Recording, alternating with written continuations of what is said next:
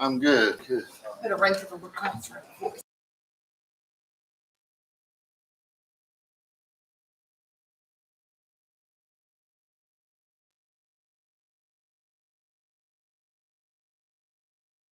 Needs to Going pretty good. I for the census, probably. coated lumber all day yesterday. I'm You back need to to the terminal. What you The building? rest of the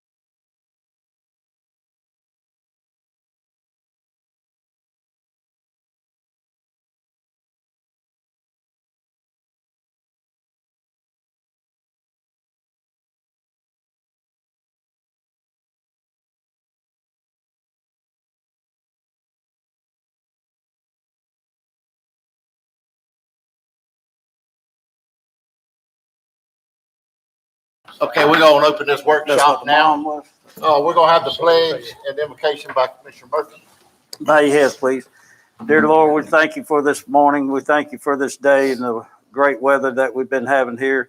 And Lord, we ask that you come and look over us as legislators of the county, try to make the best decisions we can to prepare this budget for the best for everybody in this community. We ask, Lord, that you look after our first responders and the young child that's missing here in Lake City. Hopefully she's been found, but we pray that you'll be with the family and with all the people out there working to try to find this young. Amen. Amen. I pledge allegiance To the flag of the United States of America and to the republic for which it stands, one nation, under God, indivisible, with liberty and justice for all.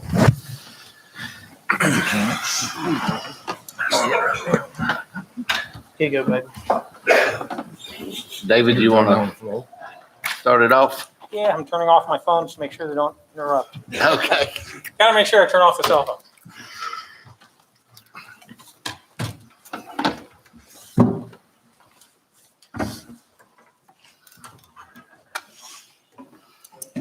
Well, thanks for having us here today. This is the first of the budget workshops. This is the one where the departments are going to present to you what the impacts they feel their budgets need next year, the things that are important to them, the things that they feel they need to operate, so that you can have a chance to interact with the departments directly, ask them questions.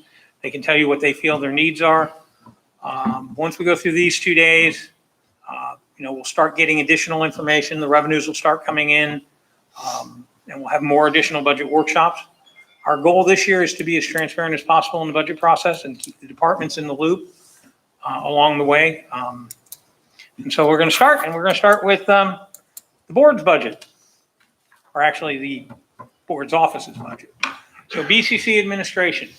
Basically, I'm not really going to affect much in the operating budget except move $16,000 from professional services to cover costs, overruns in communications and operating supplies. We have managed internet costs from AT&T that was not expected. That will be reoccurring. It may come down a little next year, according to Todd, and Todd's here if you have any questions on that. But we're 10,000 over budget. And then in operating supplies, we didn't budget anything in operating supplies, and we just need to put something in operating supplies. Now, in terms of big ticket items beyond the normal budget, we did not budget for the redistricting committee. I anticipate most of their expenditures to occur after October 1 because we're not going to get the data until the end of September. So from September to December, that's when they're really going to be using their consultant. That's when they're really going to be going hot and heavy. We did have the first meeting of the redistricting committee last week before the 15th, so we're in compliance with the charter. Again, this is a non-budgeted item, so we want to set aside $40,000 for the cost of their consultant. This is a shot in the dark. We really don't know what it'll cost until we go out and solicit. Again, you're obligated to fund them, and they can pick whoever they want. And then we have some requests for capital. Specifically, Human Resources wants to look at fireproof filing cabinets. All of your human resource records have to be kept in file cabinets that are fireproof. So if the building burns down, the records are retained. They have a couple right now. They are full. So they're asking for a couple more fireproof fire cabinets for additional records so that we can keep moving.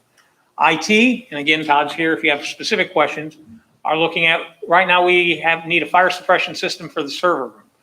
If a fire catches place in the courthouse, sprinklers will pour water on your electronics and destroy everything. This would be going to a fire suppression system that does not use water and therefore protect your equipment without adding that element of water, saving you a lot of money should you ever have a fire. Router upgrades. Our routers and our VoIP switches are getting old. They're at 7 years. They're no longer maintained by Cisco. They will start failing. Typically, these things, we wait till they fail and then we do an emergency purchase order. We want to get ahead of the game, kind of like we do with 911, buy the stuff, have it installed, be ready for it, and so that we don't have these failures at the last minute. And then finally, purchasing department suggested possibly looking at an e-procurement and contract management system.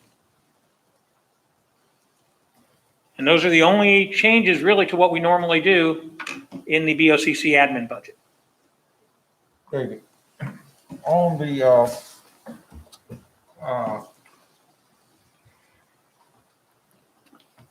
on the last item down there, the switch that you have right there, does that take care of what Todd need to make sure his system is safe and can't be hacked? Or Yes. is that got to, we got to put a You can come up number here, to Tom. that?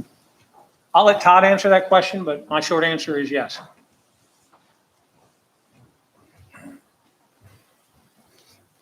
Really, Commissioner, the ones that are most important are the routers, the router upgrades.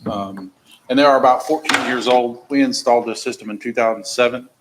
They're 14 years old, and way past end of life. So Cisco is no longer creating security updates or anything like that. And ones that are really exposed are the routers. The VoIP switches connect your phones, connect your computers to the network, but those routers connect everybody to everything. So they're the ones that's most exposed. Well, my point for asking that, is that enough to protect the system to keep it from being hacked? Yes, sir. I mean, that's top notch what we are doing now. Yes, sir. The main piece of equipment that protects us from the outside world are the firewalls, which we're also going to be replacing those as well. But yes, sir, the routers are what exposes our internal network to everyone. Yep. Okay. Yep. I want to make sure that you had the amount of money you need to make sure that we are hack free as possible. Yes, sir. And like the county manager said, the IT department's really been in a reactive, we react when stuff breaks. But equipment like this, we need to have replaced on a regular basis. It's never really been added to the equipment replacement plan. And it's easy to just set it and forget it because it works. But getting this old, we're starting to get equipment failures. And we're no longer getting updates for them. So, Okay, thank you, Todd. Todd, the suppression system at the courthouse, or is that at the annex? it's at the courthouse. And that's for what now? So every piece of server equipment, every piece of network equipment that the board owns is in, it's the IT office / maintenance. It's over next to the Sally Port Right. courthouse side. There are I think it's either 2 or 3 fire sprinklers in there. And if those go off, you guys will lose everything. It'll reduce us down to pen and paper for several months. Okay. I'm sure that equipment is worth a lot more than $18,000. Yes, sir, it is. Yeah. You're probably close to about $500,000 worth of servers and network equipment in there. Any other questions? And David, what is the management system, the 20,000? That was something that the purchasing department felt would improve the purchasing operations, because right now we don't have a procurement system. We just do it by hand, and we try and cobble together the pieces that Patrick had put together over the years where, we can post it on the internet and stuff. This would help manage those processes and make sure they go more smoothly and that everything is more consistent. Is this like a program that you buy? Yes, this is a package you would purchase. And then on the previous slide, what was the GIS deal? When it comes to the redistricting committee, that 40,000 is for the committee. Okay. When Todd presents the GIS budget, Matt unfortunately has 2 sick kids, so he couldn't be here today, so Todd's going to present his budget. He's going to need additional money for redistricting. Okay. To get a consultant in here to help with the drawing of the lines. You got to take the census data. It's not just a simple matter of uploading the census data. You got to match it to property lines, make sure it fits. There's a lot of massaging of data. Then, of course, the committee gets to come in and say, well, we want to draw this line. So they got to say, okay, if you move the line here, then you have to adjust it there. So it's not a simple process. We're confident we can get it done in time. But I mean, you're really talking about having to do it in 2 months, whereas typically in a redistricting year, we would have the data now and we'd have all summer to work on it.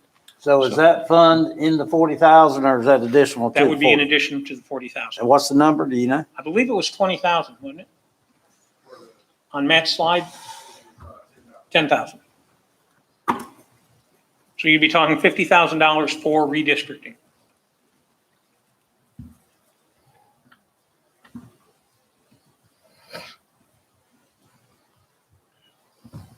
Just Good. Okay, And prior to that, we had less than $10,000 in the redistricting. Sir? Prior to this time, we didn't have $15,000 in the redistricting. well, I think you just said this is stab in the dark. You really don't know what it's gonna take, so. This is the first time you've ever had to have a citizens committee, which is independent of the board, independent of staff, making these decisions. And this is because of the change in the charter 8 years ago. So basically, this is first time we've done the redistricting this way with, This way, yeah. With the committee. Absolutely. okay. And none of us know where it's going to lead or how it's going to go. That combined with the COVID stuff and the delay of the census data, you Yeah. really don't know. It's a shot in the dark. You know, and Joel informed me that he can't represent them. They got to get their own private, legal, and Joel can assist them. Yeah, because he's an elected officer. That's right. Yeah. All right. Oddball out again, huh? Great. Well, who's next? Move on to fire. You want to do GIS now? IT. Oh, Okay. I'm sorry. Since Todd's here, we'll go ahead and let Todd do GIS. Yeah, IT. Matt isn't asking for much changes. The county manager asked me to just step in since Matt's got some sick children. So I just quickly looked at it last night. His budget isn't changing. Operating expenditure, salaries isn't changing. So his total pretty much remains the same. He is asking for a new desktop computer. His is within the 5-year window to be replaced. It is a little more expensive than what a normal desktop runs, but Matt does a lot more than what normal desktops require. He is asking for some GIS support for the redistricting and for the census data. Someone that specializes in that, and that's pretty much all it is. So, like I said, there's not much changing in his normal budget. He is asking for a computer and some consulting for the census data and redistricting. Any questions? Okay.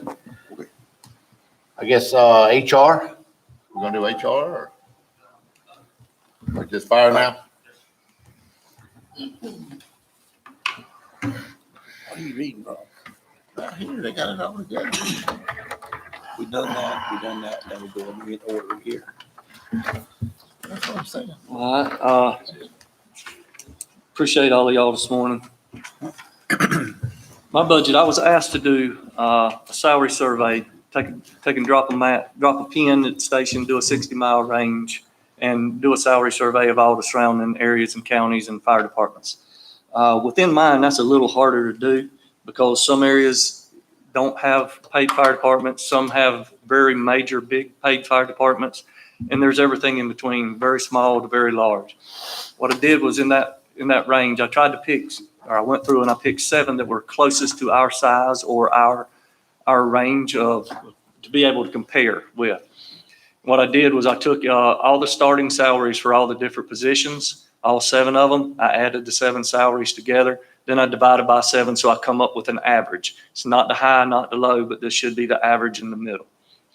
By doing that, to bring Columbia County Fire Department just up to the average starting pay of the surrounding counties and all, it would take $1.70 basically across the board for linemen to take it up. Now, understand that's what these people have right at this moment. That's not including any raises or anything that they're going to get on this year. Now, this is just kind of an overview of all of that, and salaries plus benefits to bring it up to that $1.70 an hour. That's what it would take from last year's to this year's on dollar-wise on the top part of it. Is there any questions on that or how I got all of that? The areas that I used was us, Columbia County Fire Rescue, Suwannee County Fire Rescue, the city of Lake City, Madison, Jefferson, Levy, and St. John's was the biggest that I used. Now, in that area, Jacksonville Fire Rescue is in it, Gainesville Fire Rescue, Alachua County. I left all of those out because I know that we can't even come close to competing with their salaries. Putting in their salaries would have just made this look ridiculous to y'all. And so I tried to pick areas that were close in our size or close to our way of doing stuff and all within the county. So that's how I come up with all of this. Yes, sir. Jeff, currently, what's the starting salary for the firefighter coming the door? A firefighter here, starting salary is $10.76 an hour, which comes up to 32,000. Just a hair over 32,000 total. But now when you're looking at that, it's actually $32,527. Now, when you look at that and you compare that to other salaries across the board of regular 40-hour employees, you got to think that, they're making they're making a little more of a salary, a starting pay than some of the other lines. But you got to think that a regular 40-hour employee works 2,080 hours a year. A fireman works 2,904 hours a year, 24 on, 48 off. So we work a lot. There are a lot more hours than a regular 40-hour employee. But also that's starting pay for here. Now, just let me give you a quick little comparison there to our closest neighbor. We're starting at $10.76 an hour for a starting fireman. Swanee County starts at $12.90. And that's our biggest one that we're losing people to right now. Within the last year, since January of last year, we have lost a total of 15 people. Not only to Swanee, but to other surrounding areas. And we've lost 15 people since January of last year. Right at this time, I have 5 openings in the fire department. I have a total of 1 application up there, and that application is of somebody who has not even finished. They're in fire school now, but they have not finished fire school, so I can't even hire that person. So we've got to do something to be able to keep fully staffed, to be able to keep everything open and keep the service that our citizens are used to and all. We're going to have to do something with our salaries to be able to keep competitive. Right now, it's hard. We're having to do a lot of shuffling around. We're having to do a lot of get creative on how to keep it filled and keep the stations open and keep everything running. Yes, Mr. Ron?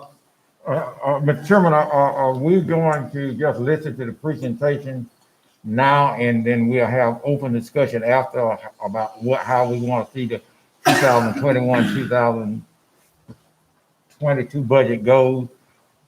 Do we want to comment on what he's saying now? Or are we going to do that later? At what point are we going to comment on what we think about salaries and stuff like that? Well, we can't vote on anything. No, I'm not talking about We can vote. definitely have open conversation if you would like to have that now.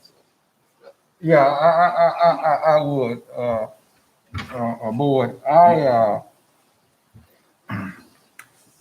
My number 1 priority in this budget year is what's essential to me.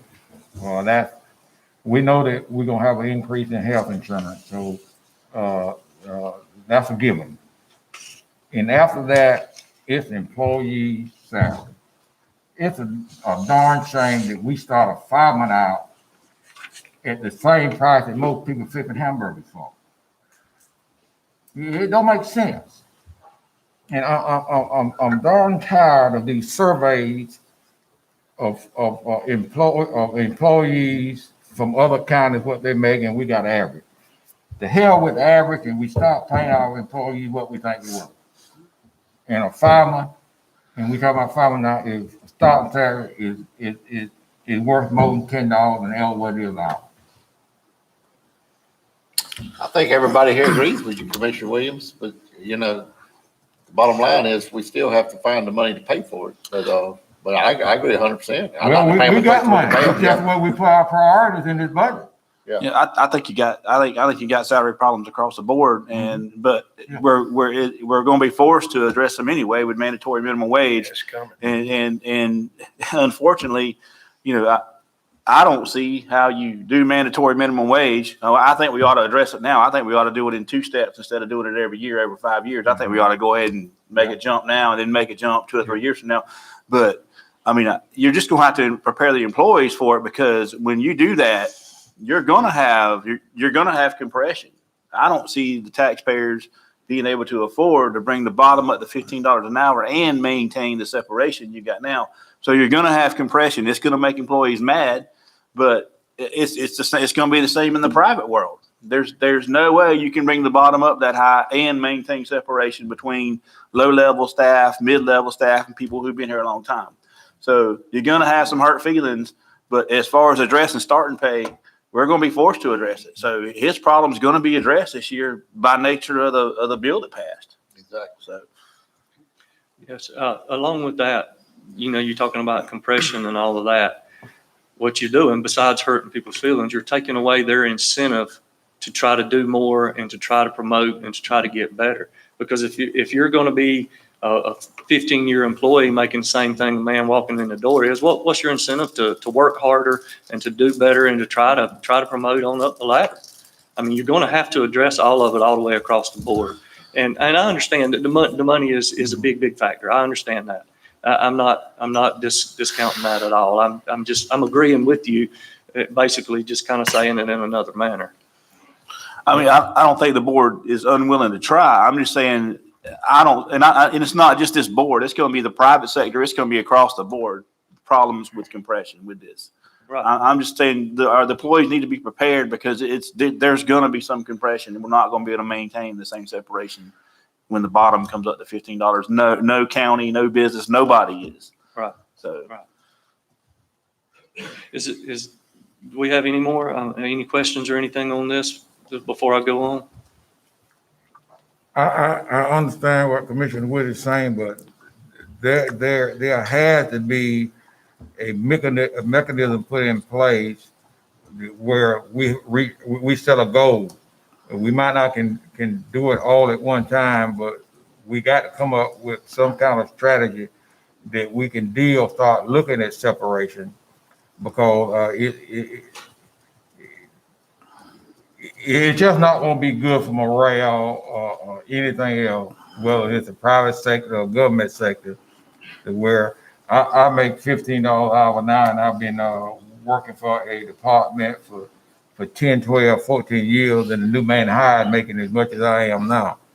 I understand that, and I think when this was looked at, the idea was that somewhere in this process that we got to develop something to create separation so you can keep morale up. Because if you don't, you lose, you defeat the goal, because humans are just humans. Regardless of how you look at it, with morale down, that person not going to give 100% of what they are doing. Although you say, well, they got a job and they should. Human nature just doesn't do that.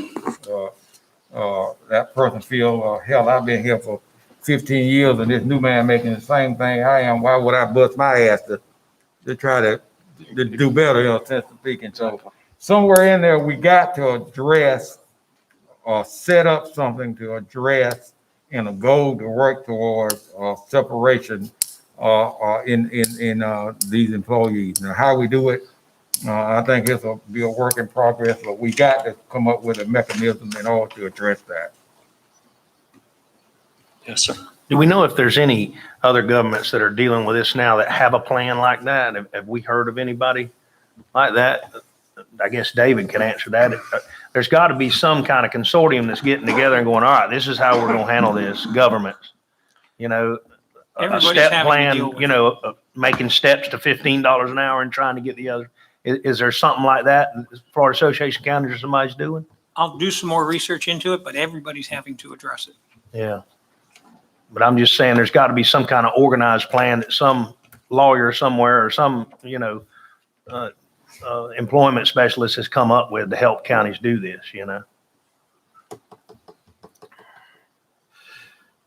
Well, that's why I've been saying for so long, economic development is so important, because we have to have revenue coming into the county. And Yeah. that's, the more revenue streams we can get, the more we're able to address these issues. Yeah. And, but yeah, I mean, it's an issue it's a challenge we're gonna have to take on, and we're just gonna have to do the best we can with it, with the revenue we have. And, I agree with Commissioner Witt. There's going to be some hurt feelings along the way somewhere, but the bottom line is we have to have a balanced budget at the end of the year. So.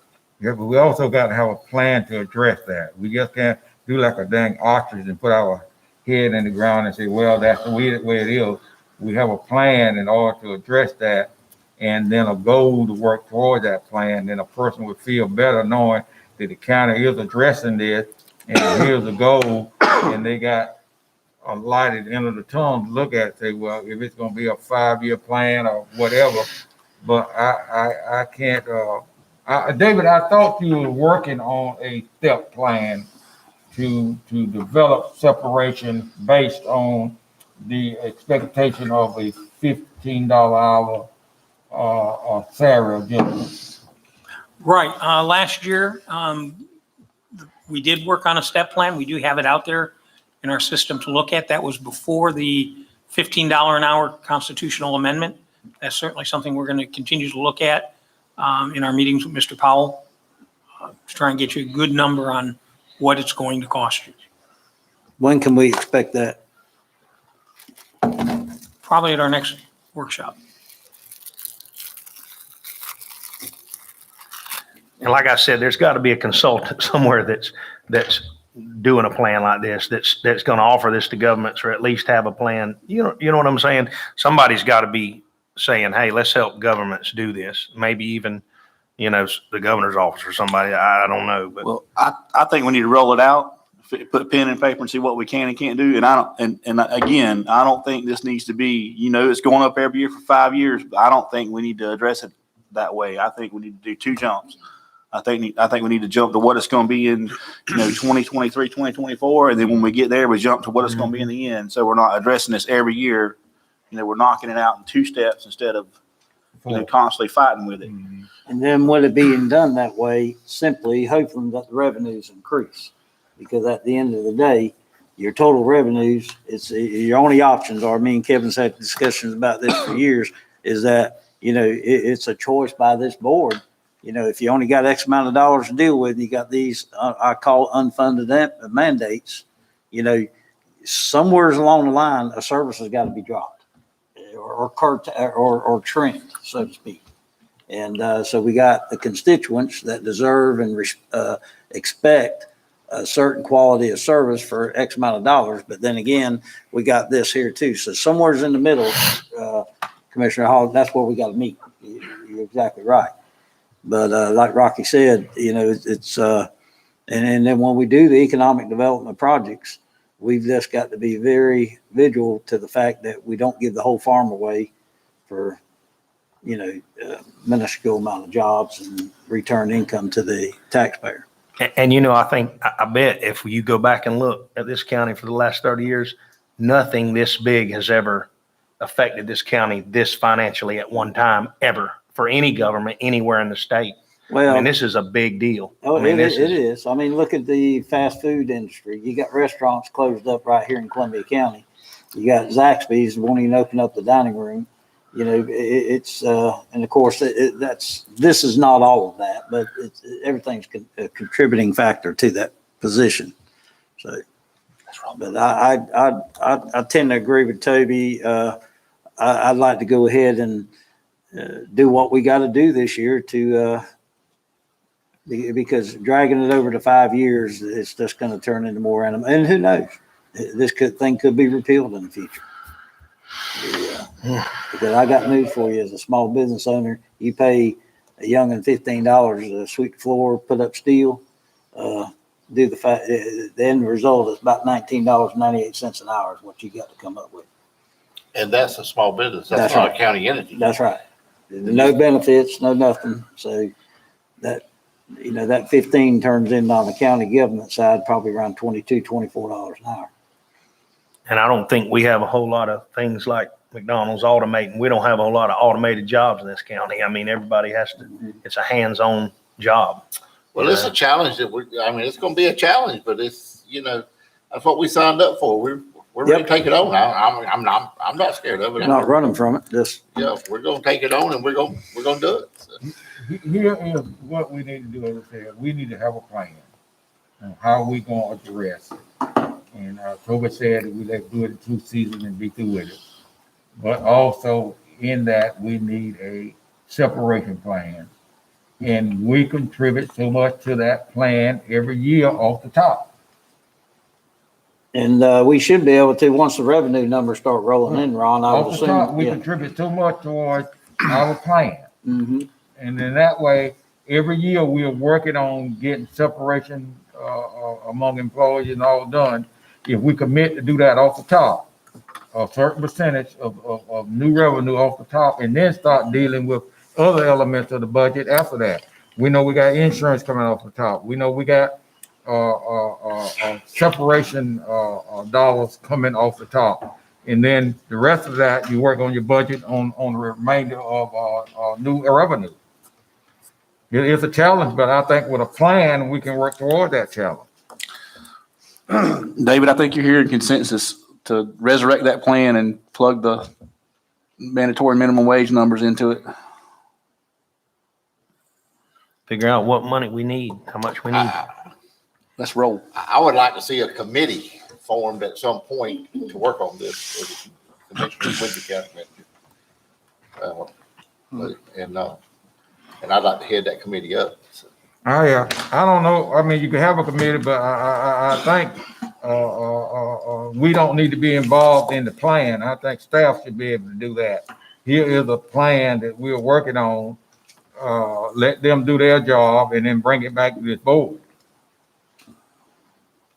we'll talk about that. Okay, Jeff, let's go ahead. I appreciate all of that discussion and all, because you're going to hear this from every department throughout the county as it comes up.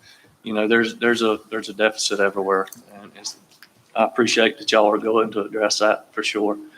To go on with that, back a couple years ago, we did not, when our training captain person left, it was training and PIO and inspections and all left, which was Joshua and Jury went to the city. We didn't fill that position trying to save money and trying to divvy out those chores among other people and all at that time.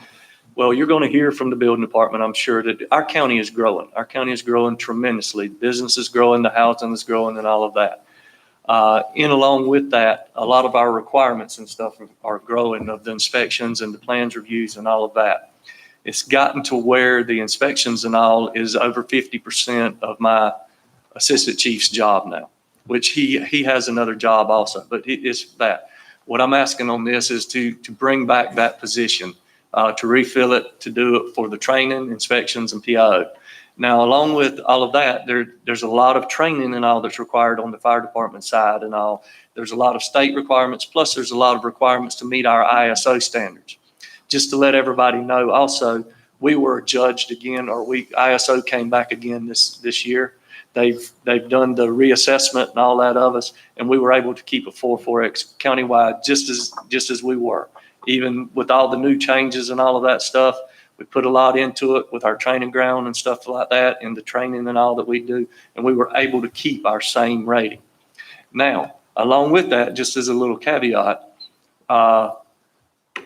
the assessor asked us, we asked what we would need to do to be able to bring that down and what could we do without dumping a lot of money into the county. And they said doing a water shuttle would be something that could bring the county to a 4 across the board instead of a 4.4X, which would mean that basically anybody within a 5-mile range of the fire department would have the same rating as if you had a fire hydrant sitting in your front yard. He looked at that with the water and all the system, the tankers and all that we have. He thought that we should be able to do that. But as he got into it more and looking into it, our personnel, we don't have the number of personnel. Even though we have the equipment that's needed, we don't have the personnel that's needed to be able to fulfill that. So he took that off the board. But we were able to stay a 4X, which is what we've been all along, which is a good thing. But with the finishing of our training grounds and all out there, we're doing a lot more in-house training, a lot more burning, a lot more fulfilling a lot more of our requirements and all, being able to do it in-house. And that kind of goes along to my next one, is the educational incentive for the live fire instructors. According to state statute, we have to have a minimum of 5 live fire instructors every time we do a training burn or something out there. By guidelines, we're supposed to do 4 burns per year, per shift. So that's 12 burns that we have to do a year. So we're asking that we be able to give an educational incentive for live fire instructors, because we have to have them, and we have to have them on staff to do it.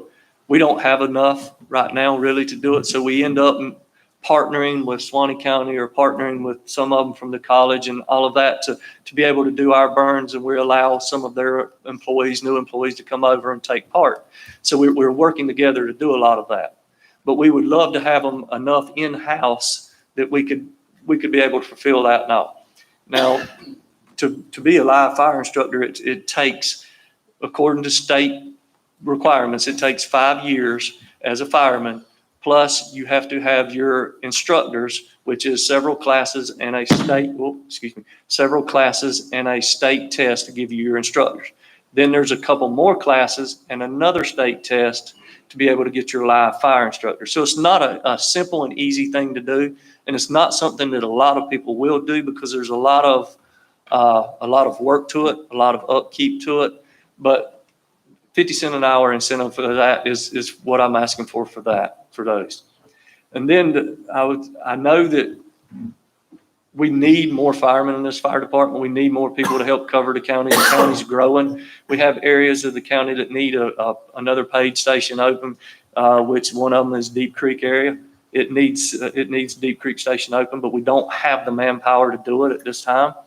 What I'm asking for, instead of asking for 6 salaries for the firefighters in this budget, because right now we can't even keep all the spots that we have open. We've got to fix our salaries and all to be able to do that. So instead of asking for salaries to hire 6 more, what I'm going to ask for is that y'all allow me to put in for the SAFER grant. The SAFER grant, if we can get it, and for 6 firemen would, for the first couple years, pay for their salaries. 3rd year it drops, 4th year it drops, 5th year, then you have to take over paying their salaries.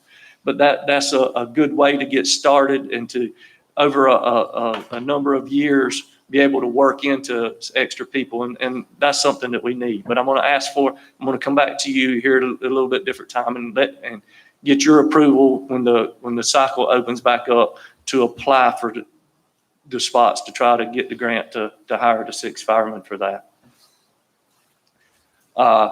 Is there any questions on this before we go on? Jeff? Yes, sir. I believe myself and Ted and you were in a conversation a while back as far as the inspections that Ted was out there doing. Yes, sir. And refresh my memory, there's other counties that when Ted was going out there and Josh and what have you doing these inspections, they actually charge a service rate for that. Yes, correct? sir. A lot of other counties do charge a service for that. They charge a fee when you first get the plans in for commercial fire, commercial structures and all, to do the processing for that. And then on most or all commercial structures and all, there's at least 3 different times you have to go out and do inspections and all along the way. So it's not just a one-time few minute thing. It's you have to do it along the way. And there's a lot of businesses, daycares, a lot of the other ALF homes and all of that stuff that by state requirements have to be re-inspected once a year to keep up their licenses and all of that. So there's a lot more to that than just a few minute thing. But yes, a lot of other places do charge for those yearly re-inspections, and they charge for the initial inspections and all of that also. Well, I know definitely Volusia, Lochwin, they do it. But Yes, sir. we just went through with the building department a week ago. Yes, a couple weeks ago. And I would ask that maybe you can come up with them summarized charges, Yes, and then, and bring it back to us because, it's basically a self-sustained position. yes, yes. And and it's not a big cost, even, I think we paid $150 or something like that in Volusia County when we had to go through it. But it's mandatory in your building process. Yes, sir. Yes. Yes, I think Alachua County charges about that same for an initial, but then they charge on the re-inspections, on the yearly re-inspections for the different ones that have to keep up their licenses and all. I think they charge them $50 to $55 a re-inspection on that also. It was reasonable. And, Yes, sir. of It's course, not a when you big, do it's your not a annual big insurance, it helps expense. too. Yes, yes. Chief, Yes, the farmers under the grant, Yes, sir. were you going to use those to open Deep Creek? Yes, sir. Under that, with opening Deep Creek, there's gonna have to be some work done on that building to make it. Yes. All of our buildings, and I was going to get to that a little bit in another slide. Okay, all right. I'll get to that on the end, but yes, sir, there's a lot that needs to be done on a lot of them. To go ahead, my capital equipment that I asked for, last year we bought one fire engine. We were slated to buy a brush truck, but because of the COVID and the prices of everything going up so much, we weren't able to use that to buy a brush truck. We ended up using that to buy some of the bunker gear that was needed, the extrication equipment, and we bought other things that were needed out of that, and we didn't do it. Now, we have a total of 14 fire engines in the fire department. So if you replace one per year, that's a 14-year rotation that they would be under. Right now, what I'm asking for is to replace one fire engine. The oldest one we have is a 2005 model that's still in service and still in use. What we do is we replace one of the frontline trucks, and we take that frontline truck and we move it down to either a reserve truck or one of our engines that we pull from to when other stuff goes out of service and goes down. And also, I'm asking to buy one tanker this year. It's to replace a 2001 tanker, which is I want to keep as a backup. Right now, we have a couple backup engines, but we don't have any backup tankers in Columbia County.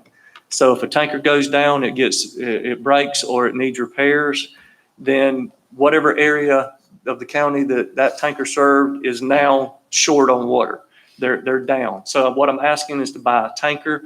I want to put a new tanker in service and take that oldest tanker that's still in pretty good shape and use it as our backup truck for when stuff breaks down. Next is repair and maintenance. Now, repair and maintenance is not only of our trucks and equipment, but that includes the repair and maintenance on all of our buildings also.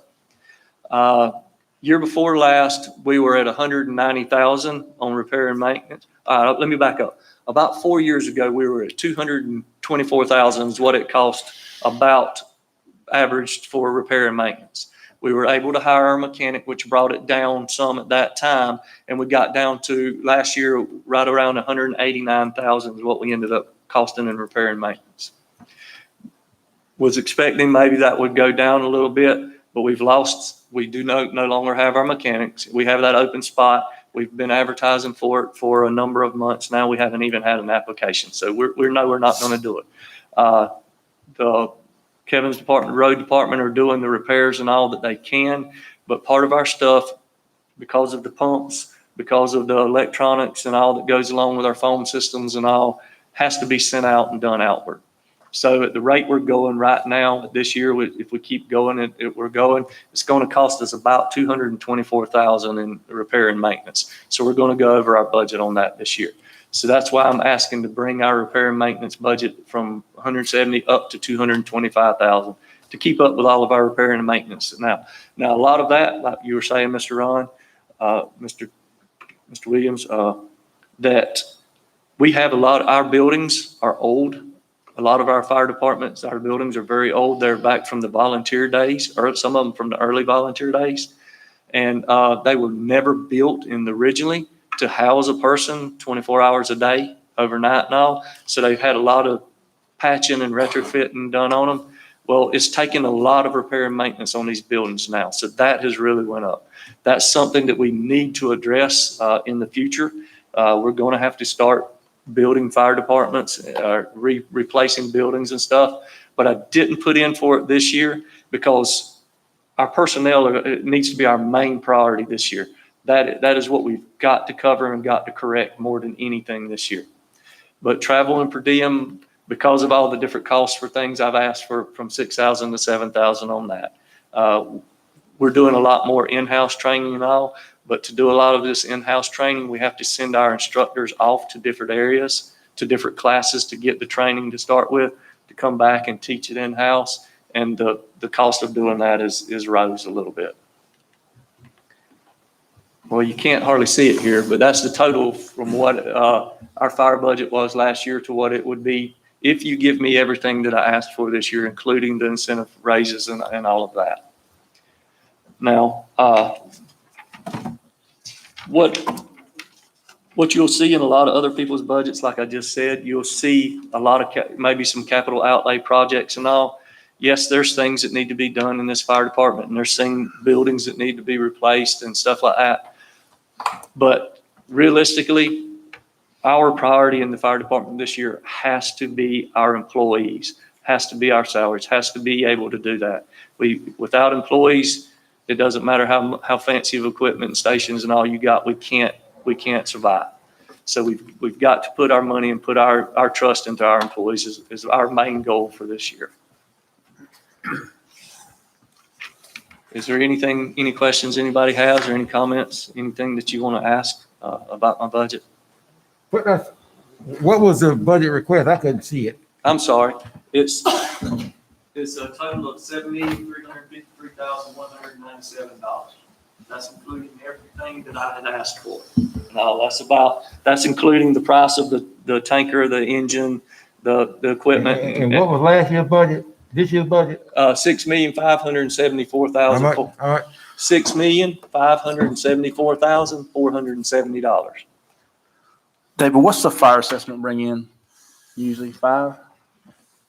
I don't have it offhand. Well, I can tell you the original fire assessment back in 2017, when it was originally done, was set to bring in $6,660,826. Now, I can't tell you exactly what it has brought in since that point this time. I know with all the buildings and the construction and all that stuff, our fire assessment has raised a little bit. But you know that in the last couple of years, they've decided that some of the agricultural land and all that we can no longer assess for. So that took about $220,000 away from us. So Yeah, the legislature changed how we account for the agricultural properties. We used to bunch them together and be able to charge for all those acreage. We can't do that anymore. So that did negatively impact our assessment. yes, sir. But we have had some increase because of the extra businesses and extra houses and stuff like that that's come in. Also, you know, I mean, if you look at the actual dollar amount collected versus what the budget is, a lot of the shortfall tends to be the county exempts a lot of buildings. They exempt all the schools, they exempt the churches, they exempt low-income people and all of that. So that creates some of that shortfall, but by statute, you know, the county is supposed to put that back in out of a general fund to catch back up on all the exemptions. So we're not real far off from our total budget as what we're asking for as actual fire assessment is supposed to be. I can't tell you the exact number. I've asked, but they couldn't tell me an exact number right at this time. Yeah, if I was talking to one of the fire chiefs in a neighboring county, and he was telling me that you can bill for going out to accidents, stuff, you bill for. Yes, sir. The insurance. I've actually brought that to Why did we not look at something like that? We've looked at it. We've looked at it. I've actually brought it up a couple of different times, but for some reason I can't tell you, it has kind of died on me. Here, Commissioner, we looked at that years ago. Accidents on the interstate and stuff like that, we have to respond to, and we could bill the insurance company. And for some reason, we hit a deadhead on doing so. And that's been 6, 7 years ago, I Yes, guess. sir. It's been brought up a couple different times. Yes, sir. And we brought it up several times, but I don't recall what was that deadhead that we ran into. I don't, Collect.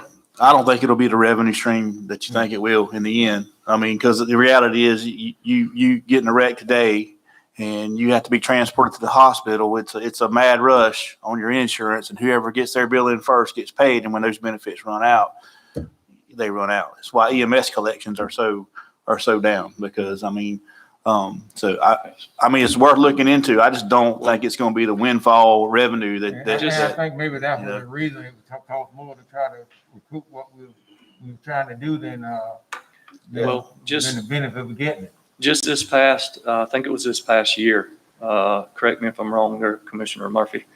I looked into it, and there are companies out there that will do it for a percentage of what you collect, just as if, like the other companies do for EMS and all. I did get a lot of information on that. I got a whole packet from one of the companies, and I actually give it to Commissioner Murphy. He had asked for it from me at that time. But there is ways to do it. There is revenue.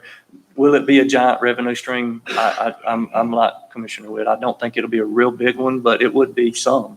But that is up to the board's pleasure. If you want to make that resolution that I can do that, then I'll jump on it. But if not, then we'll go along as we are.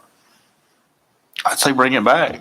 I would definitely like to see some information on it. 'Cause Okay. That's not Especially a if you can get a third party do it where you're just hands off. Yeah. I mean, whatever revenue you get, it's just icing on the cake. Exactly. Yes, sir. I agree. All right. Well, that's my budget. Is there any other questions or comments or no? And boy, we look at the $6 million budget, $6.5 million budget that we have now.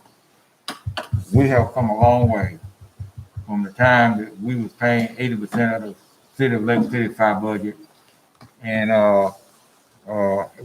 we did not have a fire department. And it's one of the accomplishments that I'm very proud of being part of is this fire department, the county fire department that we have now. Because back in the old days, as I said, we paid 80% of the total city budget for fire protection for the county, and along with our volunteers that looked after this county, and and we, as further you got away from the city, the more property damage we experienced as county residents. And I'll never forget the night that those volunteers sit right out there and say, convinced us to call the fire department, and the best move the county ever made to provide fire service for our citizens. Well, I do recall, in mine and Jeff's conversation about that, and he provided that.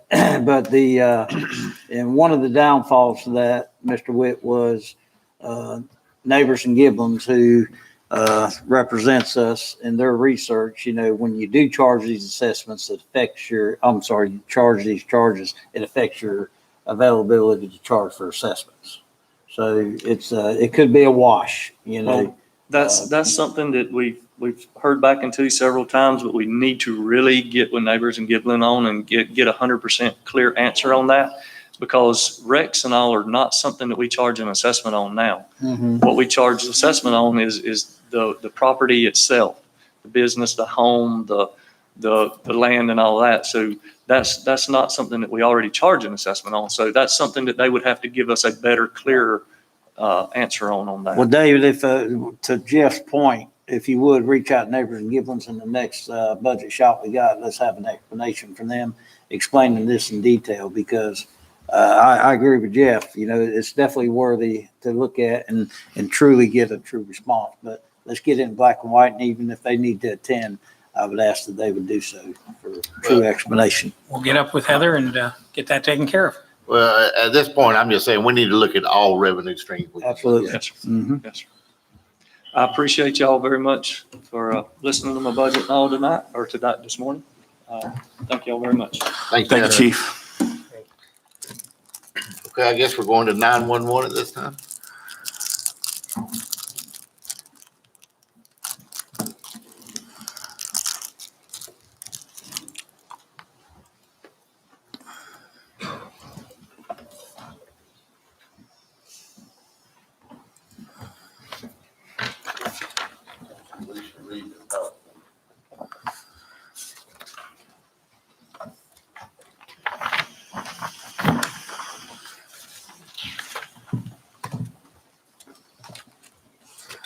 Good morning, Commissioners. Morning. What I gave you is a packet that's a breakdown. I like doing budgets by line item to see what things are. So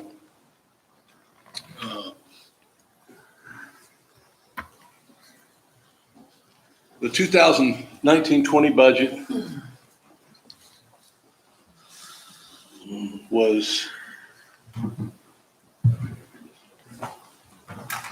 $318,374. What we're asking for 2020 is $261,687. The reason for the drop is we've been able to grant fund some projects. There is an increase. The real increase is we're asking for $15,877.58 in contractual services. You'll see a breakdown in the packet I handed you of contractual services and what they actually cost. The actual cost of our contractual services is $70,857.98. And it gives you a line by line item of what those contractual services are, what we pay for.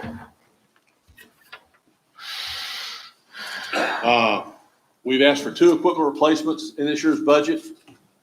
One is to replace the vehicle that the 911 center has. We inherited the old BCC car. It's a 2006 Impala. It's got 70,000 miles on it. It's really not big enough to put 4 people in and go somewhere, and I think that's why BCC gave it up. I'd like to replace it with a small SUV, something like a Traverse. I estimated the cost, looking at the Sheriff's Association vehicle list, about $35,000. The other project is to replace the furniture, the 911 workstations in dispatch.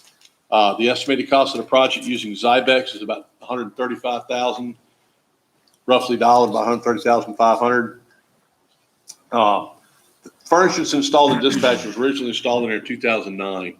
It's been operational 24/7, 7 days a week since 2009. It's starting to break down. The lifts for the monitors, they're going out. I've had Watson come out. I've got them coming back out again for another broken station. It's time to replace it. However, let me put a caveat on that. Right now, Shane is working on designing a new EOC, which also encompasses a new comm center. If it looks like we're going to have that come to fruition in the next 3, 4, 5 years, we'll keep patching the furniture and hold off on it. There's no sense of buying it now if we're going to change that.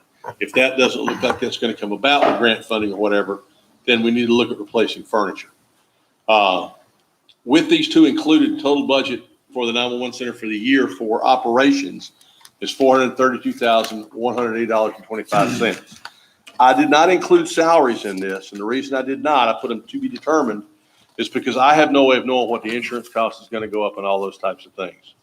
But I do want to talk about salaries, like Jeff did. I did the same thing at a suggestion of what Jeff did was everything within a reasonable driving distance to commute, hour and a half around us, and looked at other agencies.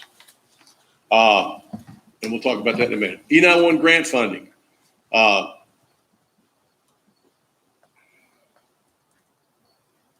We get, in 2020, we got $365,406.17 from the state through grants to a special disbursement that we got for COVID-19.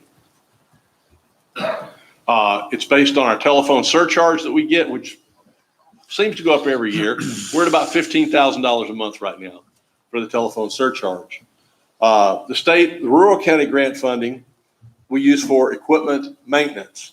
That pays for our maintenance contracts, and state grant funding we use for stuff, equipment, whatever we need to buy related to 911. Remember, these funds can only be used for 911. They can't be used for the dispatching aspect of anything. It's strictly for our 911 computer-aided dispatch, or our 911 CPE and that equipment. That's all we can fund about it. We replaced all that. We just put in a brand new system, so we're not going to be looking at replacing that again for 5 years. All right, salary comparisons to other agencies. I looked around, looked at Lake City, Alachua County, Baker County, Lowndes County, UFPD, St. Johns County, FHP, Suwannee County, Union, Gilchrist, Tallahassee PD, Berrien County, Out of all of them, took the starting salary, uncertified starting salary. The average regional starting salary is $14.15 an hour for a 911 telecommunicator. That's the average of all those agencies. Now, that's not the top, that's not the bottom, that's in the middle. $14.15 an hour. We start at $10.52. I have 24 telecommunicators. I have 5 vacancies right now that I've had for over 3 months. I have 0 applicants. We've run ads in the newspaper. I recently went to a job fair up in Jasper. We're not competitive. And I realize the financial aspects of everything with the county. I realize the problems. I agree with what y'all said, what Jeff said, but that's a regional average starting salary. This is what we're competing with to get people to come in and work 12-hour shifts, work midnights. Also, I just got informed I have 2 dispatchers right now that just notified us they're pregnant. So we're going to be looking at probably 12 weeks Family Medical Leave Act in a few months. St. Johns County right now offers $17.08 to start, okay? If you're a certified dispatcher and have 2 years experience, they give you a $6,000 signing bonus. That's how hurting they are for dispatchers. Everybody is in the same boat. And we're just not competitive with it. So I didn't come up here and say I'm not asking necessarily for $14.15 an hour. That's a decision for y'all to make. I'm just telling you what the facts are. This is what it is. Gilchrist pay more than we do. Gilchrist, $13.46 an hour to start off as telecommunicator. And if they're certified, $14.42. We're at $10.52. And once our people complete all their certifications, they go to $13.77 an hour, which takes them 6 to 8 months to complete all their certifications, get their state certificate, EMD, EFD, CPR, go through training, all that good stuff. I don't have the luxury like the sheriff and the fire department do. My people don't come to me certified. We have to do it in-house. We have to certify them. They have to pass the state exam. Pretty much everybody that the fire department hires, they're already certified as a firefighter. I don't have that luxury. They're through the sheriff's office. Sheriff's employees. 2 items to consider for discussion. Rural county grant funding for our CPE maintenance. If our population exceeds from the state 75,000, we lose rural county grant funding. It's not like SHIP and SCOP and some of those where it's based on tax base and how much our ad valorem taxes bring in. It's strictly population. This year, our maintenance grant was $109,836.21. That's what it costs to maintain our equipment. Our contract for maintenance with Motorola and with AK Associates. That's not buying new equipment. That's just the maintenance of the equipment. So depending on what the budget does, based on the census, if we lose that 75,000, if we go over that, we're going to have problems with our rural county grant. And that's it for my budget presentation. Any questions? Tom, out of your personnel services, when your overtime occurs, and I know this, you're just drawing it off the salary end of it? Correct. It's the overtime is built into salaries because we work. My people are considered 8-hour, or they're basically a 40-hour employee. All right, because we work 12-hour shifts. The long week they have, where they work the 3-day weekend, it's built in automatic 8 hours overtime that they get. Okay, to staff shifts, we do a minimum staffing level of 5 people in the room. That gives us 3 for the sheriff's office side, 2 for fire and EMS 911. But they all answer phone. They all do everything together. We don't have any specialists. We have to staff that with overtime if we don't have 5 people in the room. I've had this discussion before. Yes, there are times when, you could probably do it with 1 person in there, but we just never know when they're going to be. You never know when something's going to break off. And we try never to go below 5. Now, we've had to sometime late at night when we just don't have the staff. I can't make people, but like I said, right now I'm 5 short. I just hired 1. I was 6 short. I'm 5 short. It's been over 3 months. I got 0 applicants, and I don't know where to get them. I'm like I said, we've run ads in the paper. Unfortunately, we don't have any TV or anything up here local that we could put it on, but run ads in the newspapers, ran one in the Riverbend News, ran them in the Lake City paper, attended job fairs. We're just not getting interest. Tom, I'll be honest with you, I think even the prison system, everybody, I mean, Oh, I know. state, It's everybody. I can't get employees. I- I mean, I'm nobody sure can get it's employees everybody. right now. I don't know. We've got to get our employees back to work. We got to get them back working out. But this problem, didn't occur because of COVID. We've been had this problem. Firemen, EMS, personnel. So this is a long problem that we had, and it's based on salary. If a person, you take our geographical area, a person will drive 100 miles to make more than $3 an hour more. I understand that, but I just seen on here too, that St. Johns County is offering $17 an hour with a $6,000 signing bonus. And they're not getting employees either, so. But I They're understand. attracting more than we are, I can assure you. Yeah, but I understand. Alachua we've got County to is get our offering employees up, but- $5,000 But signing this, bonus. this minimum wage process we're Yes. fixing to go through is gonna take care of a lot of this problem with the that's- salaries. And I mean, and that's not something we Yeah. can get out of doing. We have to do this. So, I mean, I know some of them still gonna be making minimum wage, but. Well, what, the problem you have, commissioners, one of the things, I came here in 2013 and took over the 911 center. And since 2013, and it's been a couple of years now since I did this, but it cost us about $12,000 to hire and train a new dispatcher. That's 6 months of salary where they're working with a trainer, not by themselves, working a position, all the different training they have to have and everything else. I looked at it the other day. Since 2013, over 70 employees have come and gone through that center. 70 at $12,000 a whack. Yeah, well, and I understand what you're saying. We've got to start So, paying these employees where You know, we can keep them when we train them. So, yeah. but when we train them, unfortunately, we've lost the ones we've lost recently. We've had one go to Jacksonville Naval Air Station for about $18 an hour as a dispatcher. We've lost one to Alachua County Sheriff's Office. We're losing them to other agencies now. Before, we were losing them to like nursing school and that type of thing that, and some just couldn't handle the shifts, that type of thing. But, when you're looking at 70 employees since 13 at $12,000 a shot, this starts adding up. And we need to be able to retain these people because, let's face it, for the sheriff and for the fire department, if nobody's there to answer the phone and send them to something, it's a huge problem. And I think we've come a long way with emergency medical dispatch, emergency fire dispatch, all the things we've been able to do, and not really significantly. I mean, if you look at, I'll give you, I wasn't going to do it, but I'll do it.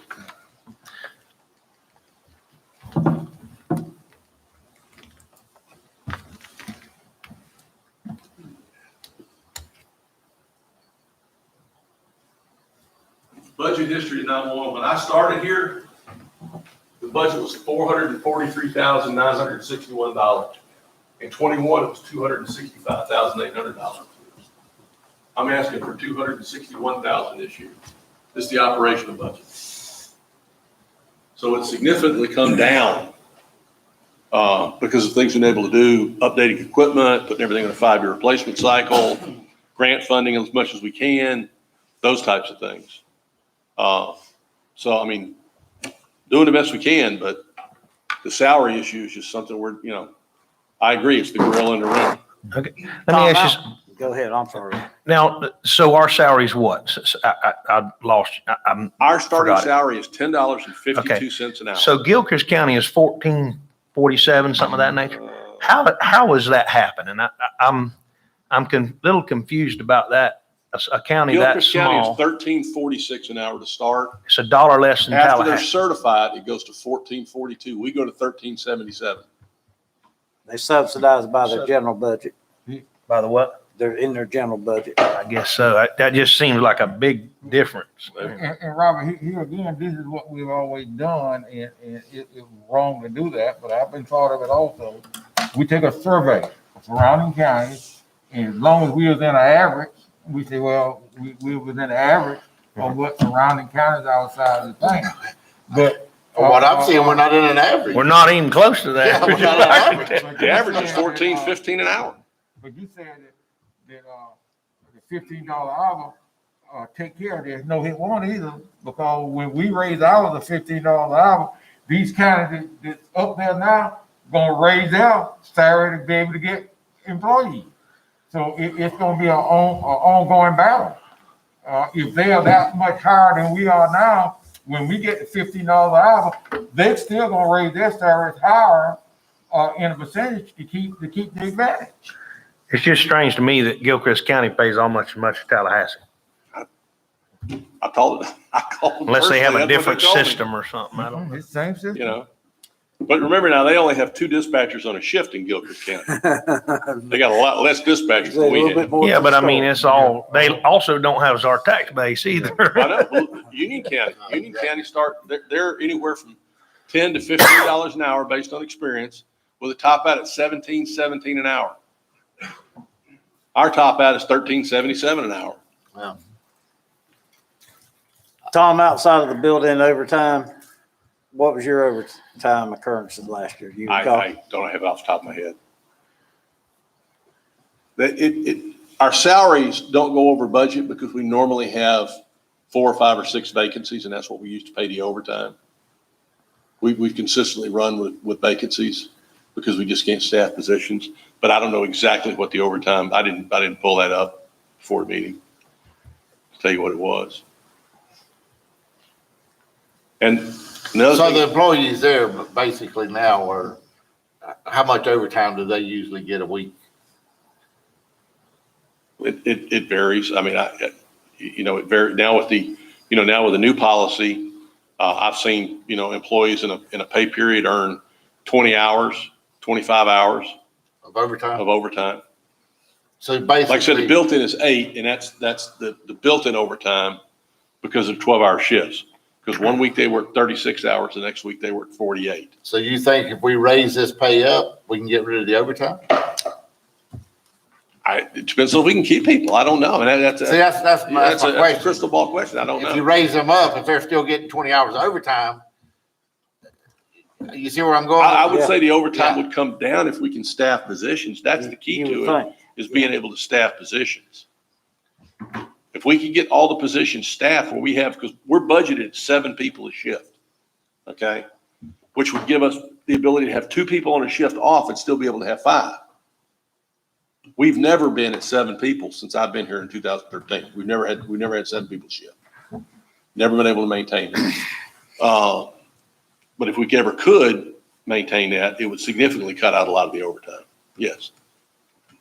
Because, if you look at things, you always get somebody off on sick, you always get somebody off on vacation or something. So, but when I'm at minimum staffing of 5, and somebody's out sick, now I'm at 4, I got to bring somebody in overtime. God forbid I have 2 people out, now I'm at 3, I got to bring 2 people in on overtime. Maybe we need those numbers. Would you want to see I was that? We gonna got to say, see yeah. those numbers because like we said, we may be able to give them raises and no more money spent, or close, So you want to see the overtime number? Okay. I feel like that's what we have to see. With the fire department and 911, they got built-in overtime. So David, it seems like it makes sense that we get an accurate report relevant to the overtime expenditures in these departments. And of course, I'm sure, Kevin, that's an easy enough one for y'all too. Of course, I know all your overtime's, justified path but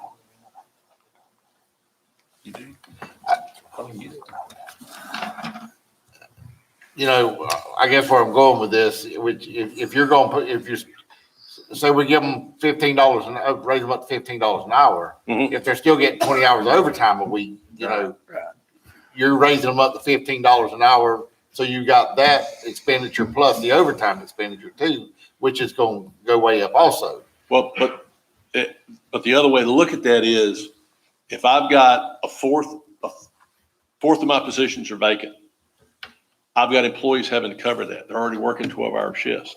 Now they're having to work more 12-hour shifts. They get burnt out. They go somewhere else. But my question to you was, are you going to be able to fill these positions with the I hope with the pay so. increase? I mean, at least we would be competitive, Yeah. to fill these positions. Like I said, we're getting no applicants. If we go to 14, 15 an hour, which is the regional average, at least we would be competitive to be able to say, I think the big thing is, I think when people look at that ad and they say 10.52 an hour, you know, I can go flip burgers at McDonald's for $14 an hour.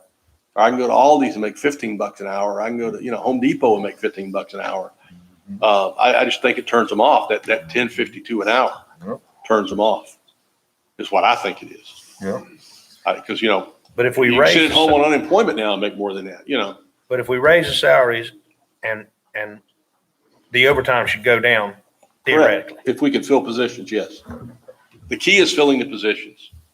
And frankly, I mean, I've run ads on Indeed. I've done everything I can think of with HR to attract employees. We're just not getting applicants. We're just not getting the applicants. You hit the nail on the head. When a person see that application, that advertisement for employment with EMS, I mean, with 911 here in Columbia County, see that starting salary, it turns them off right now. Especially when it's, because it is, and we tell everybody in the interview, it's shift work, it's shift work, it's shift work. It's nights, it's weekends, it's holidays. It's not Monday through Friday, 8 to 5. You know, we hire a lot of young females. We hire people with kids. You know, they've got a support structure for their kids when they start. You know, 6 months later or a year later, that support structure goes away. Somebody moves or whatever. Now they don't have anybody to watch the kids. Now they can't work nights. Now they can't work weekends. It's an ongoing cycle. And like I said, it's over. You know, I just think that's an incredible number of people since 2013, over 70. You know, to have come and gone through that center. That's a lot of people. And it's not because they don't like the job. It's not because, you know, it's got to do with money and it's got to do with shift work. And but it's the same problem all over the country in dispatch centers. But when you're not competitive with salaries, it makes it that much harder to hire people. Okay. So we get those numbers on the overtime and then, Yep. yeah, and figure it out. Any more questions for Tom, anybody? Okay, let's move on to, Thank you. building and zoning. Thank you, Tom. Thanks, Tom. Good morning, everyone. I might not have enough information for you like everybody else did.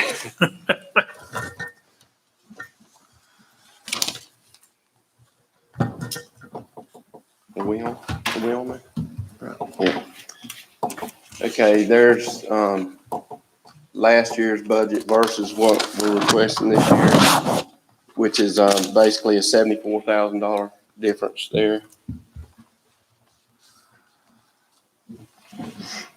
And in that, what we're talking about is like the majority of our stuff is basic office supplies. That kind of stuff doesn't usually change much with us. Our changes, again, I know we're harping on it this morning on salaries and stuff. One of our things we're looking to do is go ahead and fund a replacement employee. We've got an employee in drop that's nearing, I don't know the exact date, but it's nearing the end of that. And I anticipate that employee to be probably taking a lot of leave time. And it takes a long time to train someone in the permit.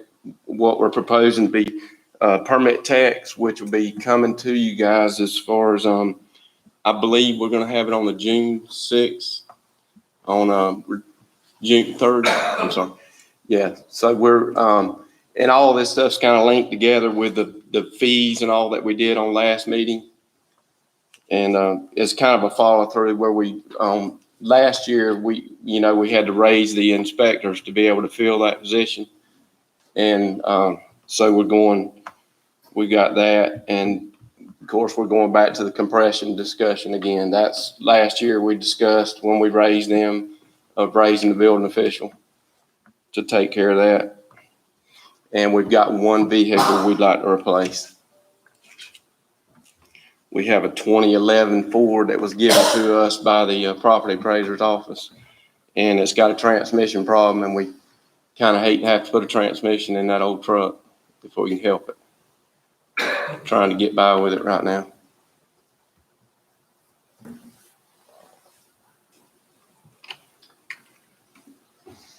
What are you proposing for the salaries, Troy?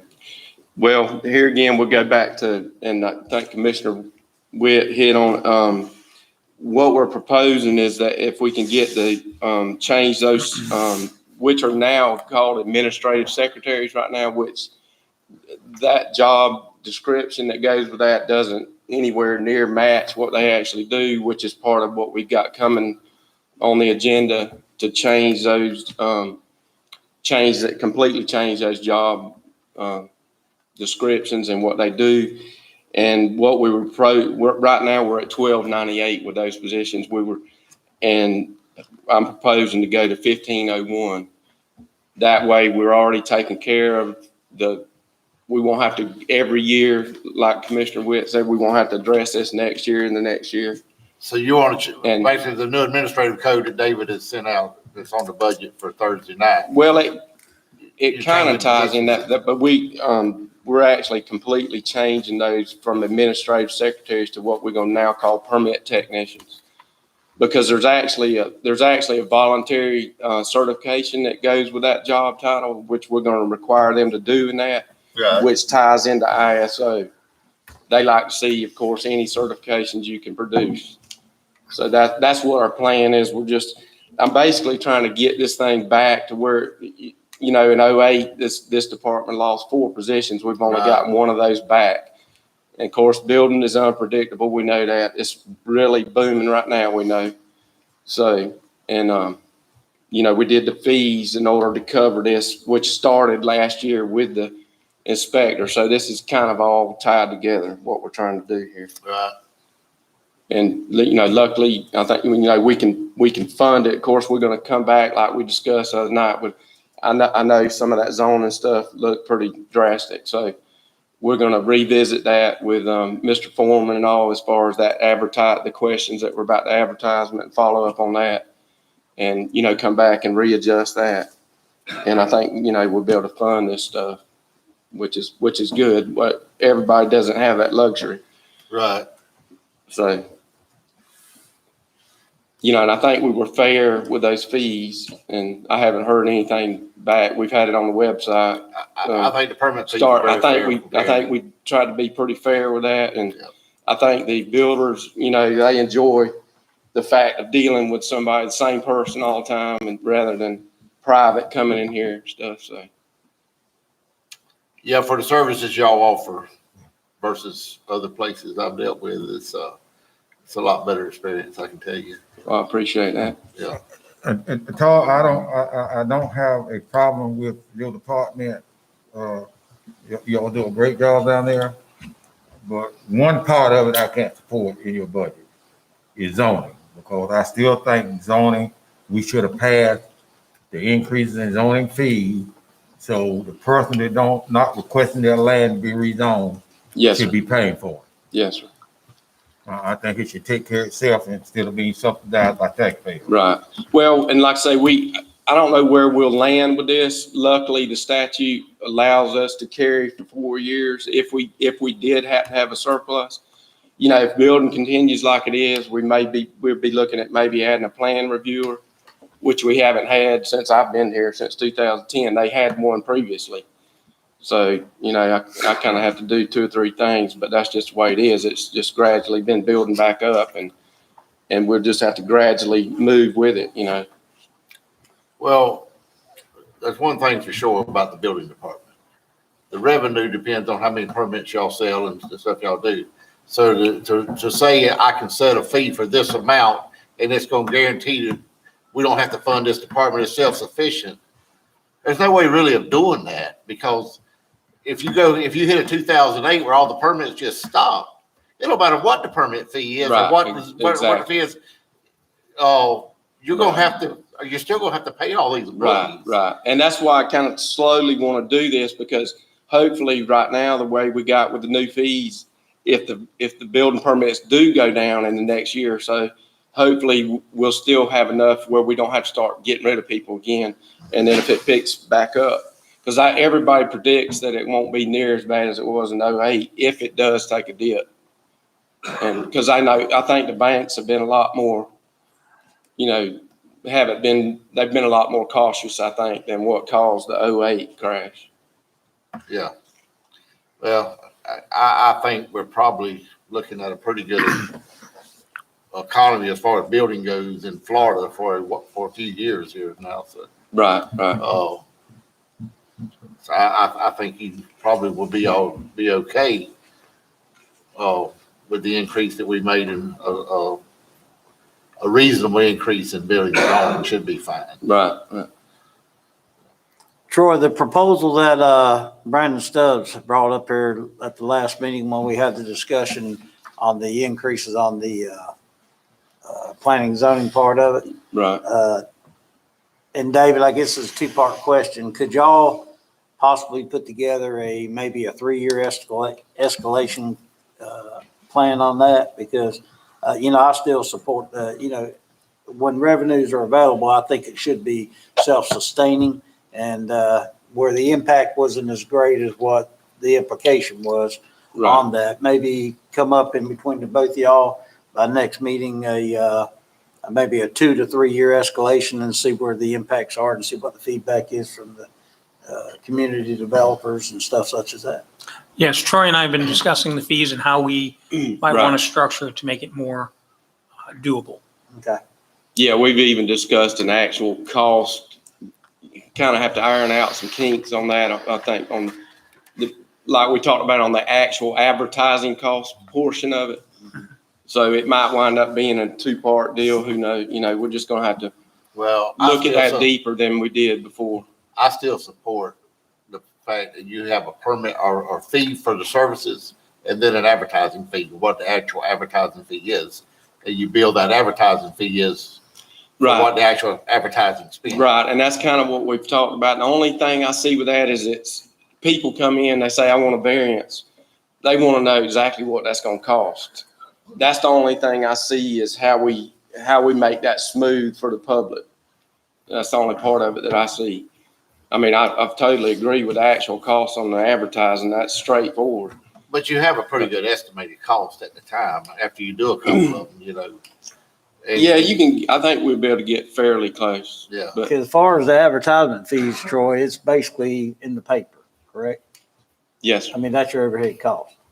And, cause I know back on that project in Volusia, you paid a fee for advertisement, but it seems as though that they always overcharged you, but you always got a refund too. And what the true costs were, you see what I'm saying? Okay. It wasn't a lot of money, right. but right. they estimated that if it ran boom, boom, boom, 4 days in a row or whatever, it was gonna be $175. They charge you like $200 just to cover incidentals. And then, of course, by the time the project ended, you always got a check back for, overpayment, so to speak. So, because I agree with you, people are normally looking for a said dollar and it makes sense. Yeah, I mean, because they, right. But yeah. Well, I look forward to seeing that. I'd like to see what y'all come up with. What year did you say that truck was? That's a 2011 Ford. Like I say, Property Crew Cab. Appraiser's office gave it to us a few years ago because all our trucks were, some of them had close to 200,000 miles on it. And Jeff knew we had some old trucks and we got rid of one of them. He had that one and it was in pretty good shape. And Tommy was driving it. Now my new inspector, Anthony's driving it right now. Need to But go like I say, through it's got some sort of transmission problem and I hate to have to put a $4,000 transmission in that old truck. Would help it. I'll get you the keys. That one parks over there by the courthouse. Don't ever move.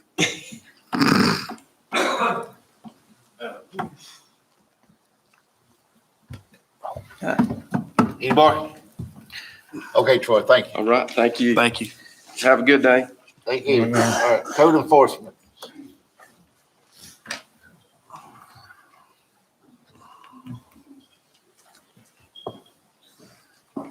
Good morning. Morning.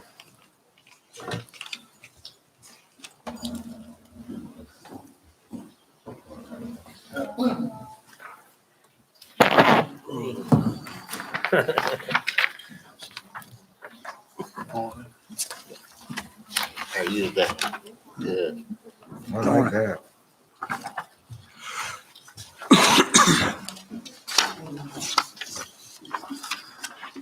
state and operating budget.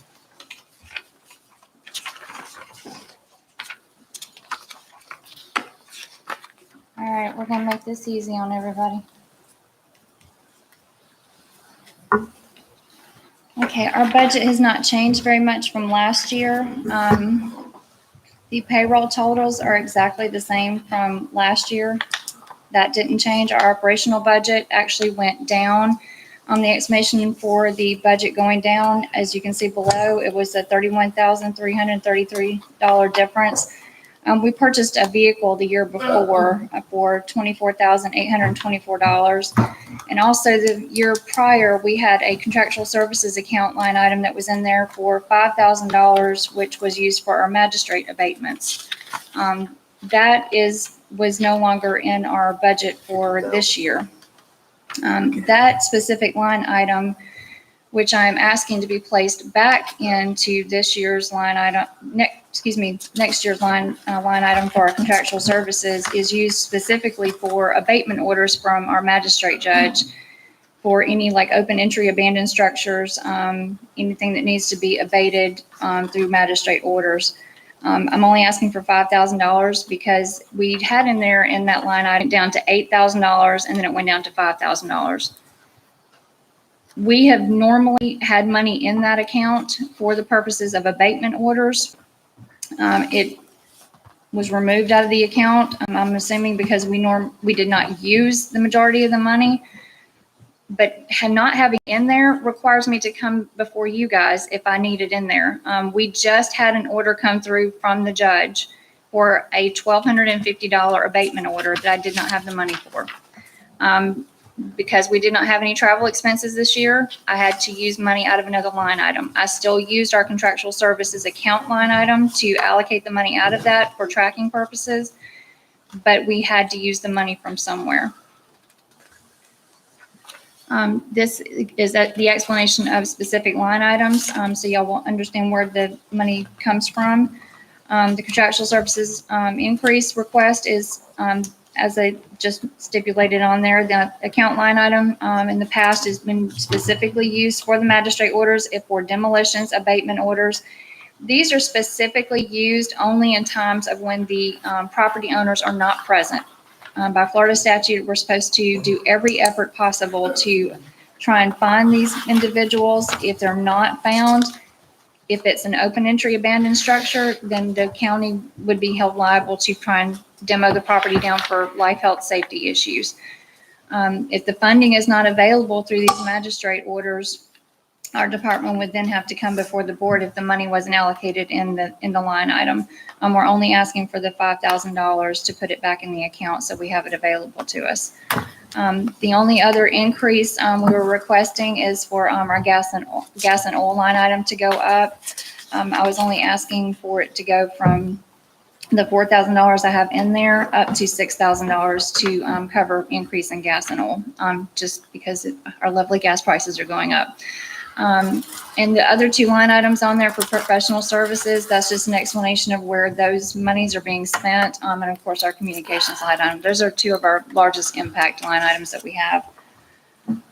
That was a blank slide. And of course, our 5-year plan, just so everybody's aware of what our department is planning on doing for the next 5 years.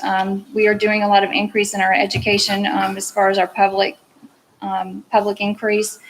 We plan on also increasing our population and staff. We are trying to look to increase another staff member as well. With our population increase, we have discussed it with Mr. Kraus about adding another employee. I don't see that happening this coming year, but we do see it happening the following year. We've also discussed increasing as far as the individual that we have currently in our office. I do not look at doing outside education. We're still doing inside education in the office as far as training. He has been with me for 7 months and he's doing exceptional.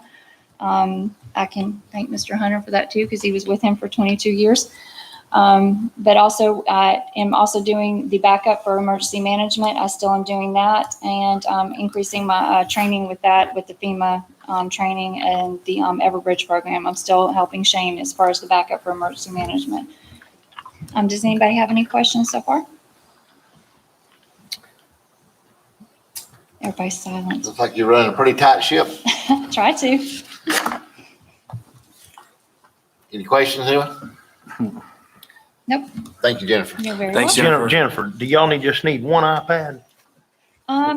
I am blessed that Mr. Shane just purchased some new ones, so I'm gonna steal his extra two. Okay, well, I have one that I'll give to you because I don't know how to work. I got it at the house. I'll bring it to you. If you're willing to give it up, I'll take it. I will give it to David Kraus and he can do with it what he wants. I'm one of those that save money anywhere I can, so I take it from other departments as well as give the rest. Emergency management, Mr. Shane, go ahead. All right, good morning, everybody. Thank you all for the time this morning. As most of y'all know, my department is pretty well grant funded, so mine will be pretty easy to run through this morning. Shane, Yes, sir. could you give us just about 5 minutes, a couple of minutes to take a bathroom? Absolutely. Ron, you need, All you got to do is raise your hand. you need to take it? I'll break it. Yeah, we just, you from Deep Creek, you're living up to your cost. That's right. How you been, son? Recovering. You don't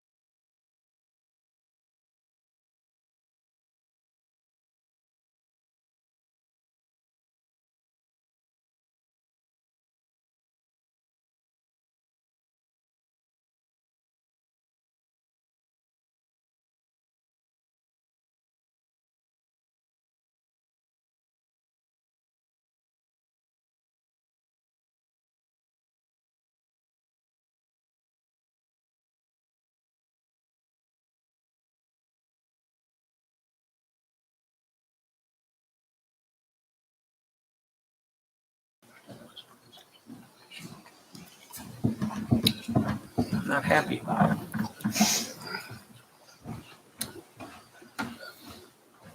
Sorry about that. Okay, we're back in session. Go ahead, Shane. All right, Mr. Chairman, Commissioners, thank you all for allowing us to come up and speak this morning. On the screen right now are our budget amounts. My department works off of two grants, and that is the Emergency Management Preparedness and Assistance Grant. That is through the Florida Division of Emergency Management. It is a recurring grant that happens every year. That money comes out of insurance policies. There are surcharges in there that are built in, whether you're a residential or a business. And that's what funds that 105,806. That's the state money that we get. And that number has been the same ever since I've been in emergency management when I started in 2003. Then we have the Emergency Management Performance Grant. That's the federal grant that we get through from FEMA, through the Division of Emergency Management. And it is based on a formula that they use each year based on the county population. This year, as you see, we have an increase of $148 over last year. So that'll be an increase of $53,506. These grants are reimbursable grants. So what we expend out of them, we ask back and they pay us back after the proper documentation has been provided to them. Also this year will be an additional supplemental grant that's coming down the pike, the Emergency Management Performance Grant out of the American Rescue Plan. This number is kind of fluid right now. The discussions are still ongoing as far as what that number is going to look like. The last plan that I heard from the state was that each of the 67 counties would get a solid $13,000 to use in that money for the upcoming fiscal year. But that all those details are still being worked out. It may change, but additional monies, if they go this route, may be available based on a competitive basis, based on different types of projects that communities may want to use out of that. So that's a summary of the grants that we have. There is a change to our grant cycle, though, that's coming up this year, and that's on the federal side, the EMPG. It's been a July 1st to September 30th grant for the last 10 years. Prior to that, it followed the county budget cycle from October to September. This grant is going back to that cycle starting this year, and so it will once again be October 1 to September 30. And so I'm asking for $6,500 to have access to $6,500 between July and September to cover those expenses that I may normally have in that grant period. Because we won't get the federal grant until October, we'll be kind of in a quote unquote dead period of not having that money. So I would like to ask for the $6,500, have access to that so that we can cover the bills and expenses we normally do through the EMPG. And then when we're able to do reporting, it's my understanding we'll be able to claim those expenses, get reimbursed for them as pre-award cost. So that'll be the last quarter of this year that we need the additional funds. Correct. The last county quarter is when I will need those funds to be covered, yes. And so I went back and I looked at what the first quarter expenditures were pre-COVID. It was approximately $9,000. During COVID, it was around $3,500. And we've had some communication line bills that have come out that we're no longer paying, some lines that were no longer functional. And so that number's come down. And that's how I came up with the $6,500 for that first quarter. You've heard it mentioned before, Tom brought it up, the EOC design grant, that process is underway. It was a $200,000 grant that was awarded to 8 Florida counties with substandard EOCs by the Florida Division of Emergency Management. It's been determined that they do not meet minimum hurricane safety criteria due to old building codes. All the counties that received this money are populations of $75,000 or less.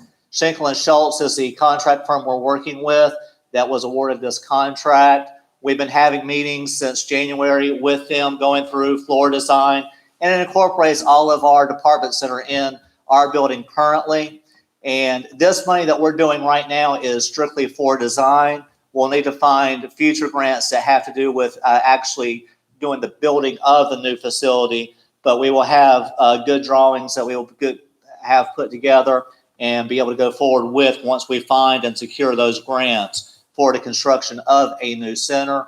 The building that we're in now is, for county purposes, it was moved into right around Y2K in 2000 and has done a good job for what we've needed it to do, but because of how it's built with the old building codes, it's kind of lacking in some areas. And so for safety of what we have to do in the operational side of it during storms and emergencies, we have a long way to go to be in a facility that is what's deemed standard for EOCs based on current guidance and building codes. So that's where we're at with that. Yes, sir, Commissioner Williams.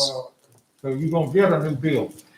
We have the money for the design of a new building. We will have the plans in place. It's finding the money to actually construct the building that we'll have to get the grants Is the for. state gonna issue that funding through a grant, or the county gonna have to come up with it? We're going to have to find some kind of grant or some kind of way for the county to find the money to pay for it. Yes, sir.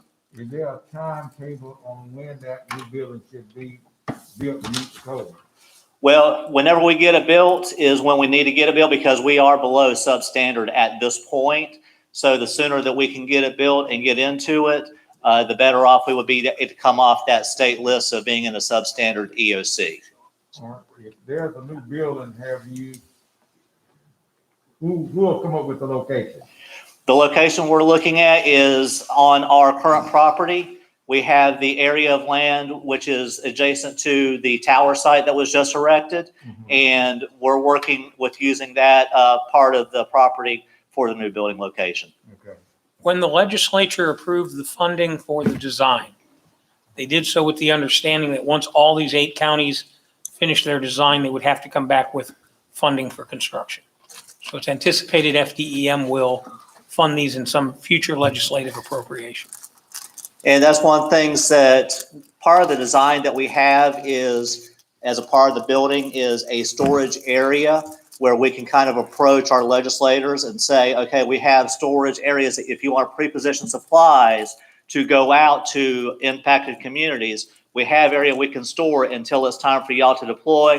We're right there at the interstates to get on the road. So those are some of the options that we have to look at as we move forward with trying to find the funding to build the building.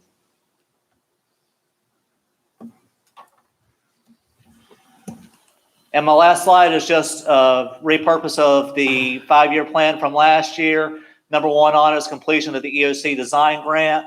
We should have the finalized drawings and paperwork by the midsummer. Have that in place, continue to utilize technology to help with protection and recovery of visitors and residents while responding to disasters, providing training and tabletop exercises to response partners and those sorts of things. So Who's doing that design for you, Shane? it's a group out of Orlando called Schenkel Schultz. We did a bid process and did an RFP process, and they were the ones that were able to meet the requirements of.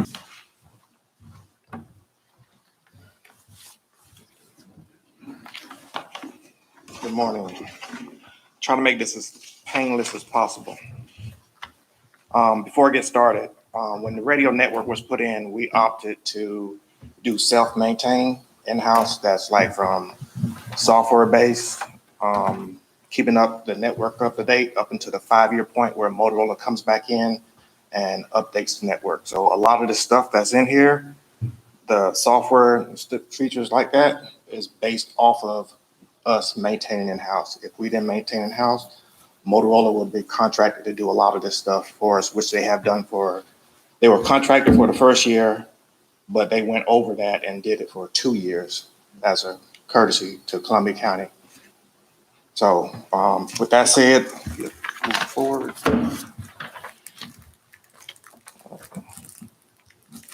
Okay.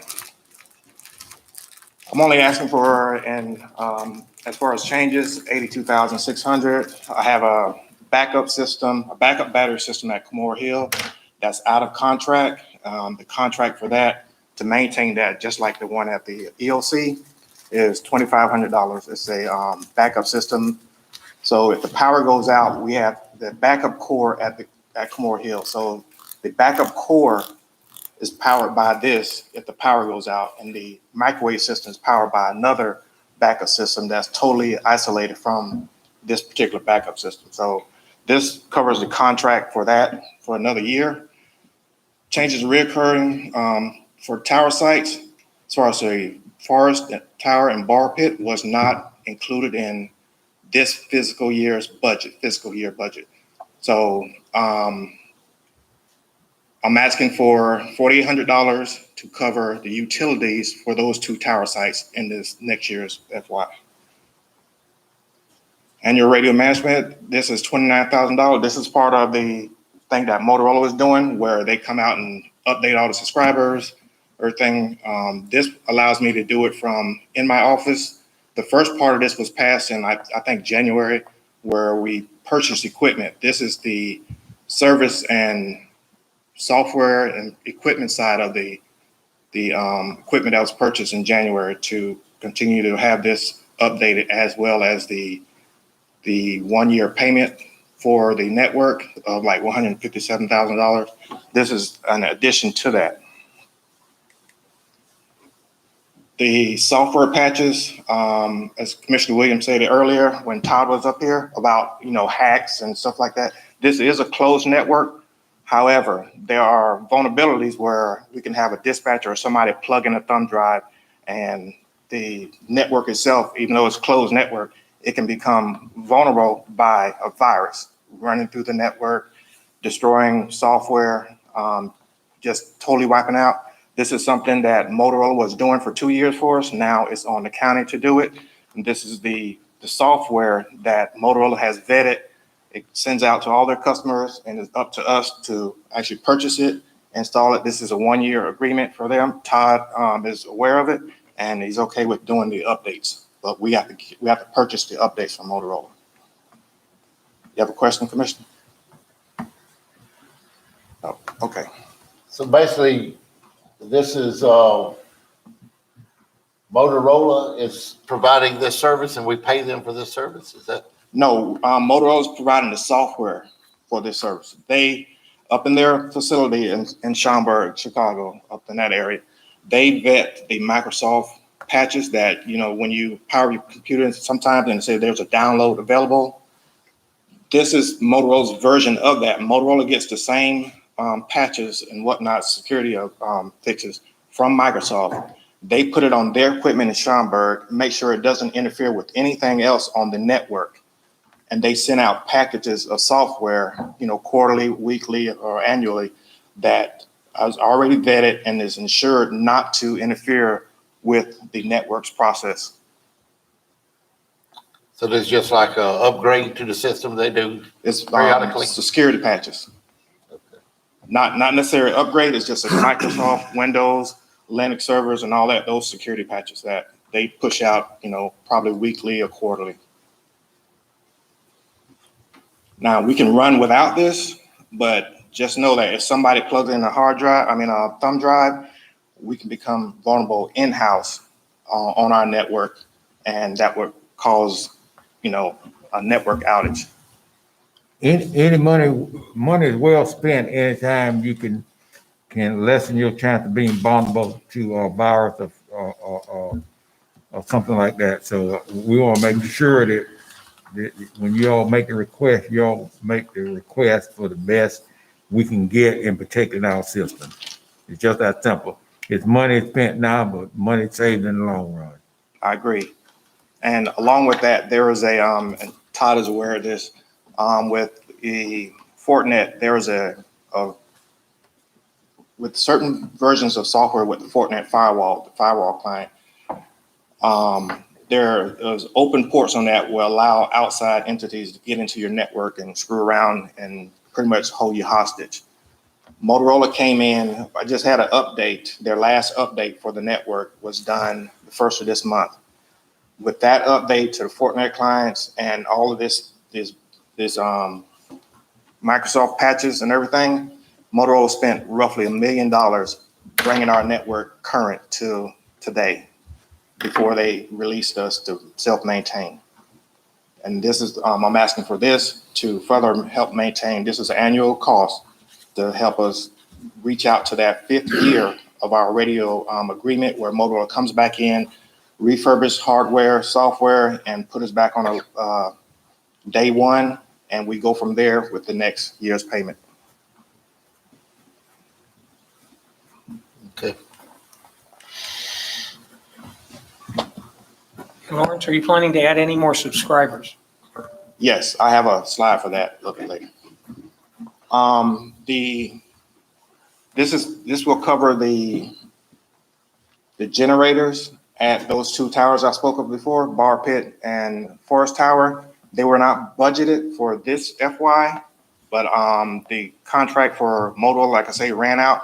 They were maintaining these. This is to carry us forward into the next budget year to help, which is 21-22, to help cover the cost for Power Secure Pro, which is our contracted generator maintenance company, to continue to manage and provide generator coverage for us. And that's at the two sites? Yes, sir. This is just for those two sites. Everything else is already taken care of in this FY. So next FY, this will add, with this addition, it will cover next FY. So what do they do on the generator maintenance, I guess? You got a quarterly PM, annual PM, which consists of oil changes, fuel filters, depth if it needs it, fuel additives, anything like that as far as batteries, batteries we have to pay for. That covers that maintenance for the quarter. And then the major PM is where they go in and they do a load test to make sure the generator is putting out the right amount of current or something like that. I'm not really sure about that. Maybe Kevin can touch on that. I don't see Donnie. Are these systems run solely on generators? No, sir. They're utility power. The generator there is for backup. So how often, how many hours do these generators get quarterly? On a week, if there's nothing going on a week, they get an hour a week. I run the generators 1 hour per week to do a load transfer to ensure that the ATS that's in the building transfers powers to the equipment to be able to run. Now, if there's a power outage, like a storm or a line is down, that generator runs until that line is up. Lawrence, this Utility company that's servicing them currently, did that come along in the Motorola package? Did they? No, sir. This is outside of Motorola. Okay, have we reached out, did a competitive bid on this? I mean, just to check, see if we're getting. That, I don't know. That's handled by Public Works. Oh, okay. Commissioner? Yes. Mr. Kirby confirmed, yes, we did. Okay. And they cover all of our generators Right. Okay. countywide. And this is their cost based off of previous maintenance I've had to pay.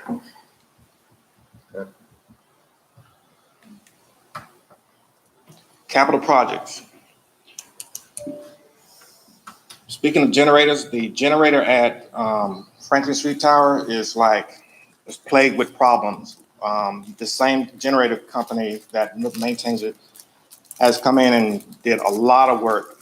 In my opinion, they've done too much work to keep this generator running. I'm asking for it to be replaced up under the capital equipment program. It's been there since '99. It's had any problems anywhere from radiator leaks, overheating, low oil pressure, you name it. It's had a problem with it. And I'm asking for this generator to be replaced at Franklin Street for roughly $15K. What KW is it? This one or the one that's there? This one is a $10K. I think what we run off the other this is the same generator that's at the other sites right now with the newer generators, the Cummins, turbo diesel, something like that. I'm not good with engines, but it's probably a $15K Cummins engine. Now that price came off of the Motorola contract, and we can buy directly from Cummins with that contract for Motorola. But of course, we can go out for bid and get probably a competitive price, but this is based off of the current contract we have with Motorola. If we buy this particular generator, it's outside of Motorola. We go directly to Cummins and purchase their engine. Network service monitor for $25,000. This is to upgrade the service monitor that was purchased probably about 8 years ago. It is not compatible with this network. It was compatible with VHF, UHF network. It's not compatible with P25. And this goes in line with what Motorola was doing for us. They were taking care of all the maintenance, making sure everything is tuned up, the radios and everything. This monitor that I already have is just an upgrade to it, to new firmware and software to allow us to continue to maintain the network as well as the radios that we currently have. Sending a radio back to Motorola for maintenance or tuning is roughly $400 per radio. We have 635 radios in the county. So doing this in-house, the math will take care of that in itself. Cummins Power Pro Command, this is a alerting system that Motorola had on the network to allow them to monitor the generators, to tell when it starts up, the coolant levels, oil pressure levels, you name it. It does everything for the generator, and that service is going away. I'm asking to purchase these devices, the Power Command, to allow us to continue to maintain those generators, to know when they start up. They will let you know the voltage of the battery. I've had to place 3 batteries so far on the newer generators because of the trickle charge went dead or went bad. And so this will, in itself take care of itself over a matter of years for as a capital investment. So that deal there, that remote system, I monitor the trickle charger also, stuff like that? Yes, sir. It pretty much lets you know when there's something wrong with the generator so you can get ahead of it so there won't be a huge repair cost. The same thing, same concept with the Bard air conditioning. As Kevin know, I've had several problems with the air conditioning units at Comore Hill. Right now there's a problem. Well, we put a bandage on it, and I'm going to do emergency BA to replace those 2 air conditioning units. That building that houses those 2 air conditioners, there's roughly $1 million worth of equipment in there for the radio network, and that one tower alone, because it's the backup core for the core here at the EOC. That air conditioning system has gone out twice. I've had to replace several hard drives due to overheating because of the air conditioner going out. There's no monitoring system on the air conditioning units that allow us to know when there is a problem going on with the air conditioning unit. And this will be for 5 tower sites. It's similar to the one that Kevin, Mike, the AC guy, he monitors the courthouse. It's similar to that one, but this one goes into a little bit more depth. It can control which unit is on, the lead lag. It can tell you the airflow, how much air is being pulled through the unit, let you know, if there's a filter bad or there's a clog. Let you know compressor rating, everything. But it's a little costly, but I feel 17 grand to let me know that I have a bad air conditioning unit and save $1 million worth of equipment, I think is a worthwhile investment. The distributed antenna system, this goes in the jail and the courthouse. I'm asking for this to cover the jail and courthouse as far as the radio signal that's inside the buildings. We've talked about this several times. There's been several discussions of it. It keeps getting tossed down the road, but the state statute pretty much says that we have to do this in certain buildings, government buildings, that we have to put in some type of system to allow radio signal, public safety, to penetrate that building. I think we all know about this. I can go to the next slide. Okay.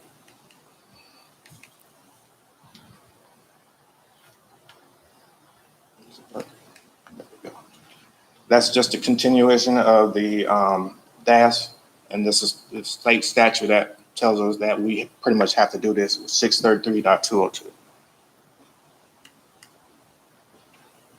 Revenue, here's the part for David, Mr. Kraft, sorry.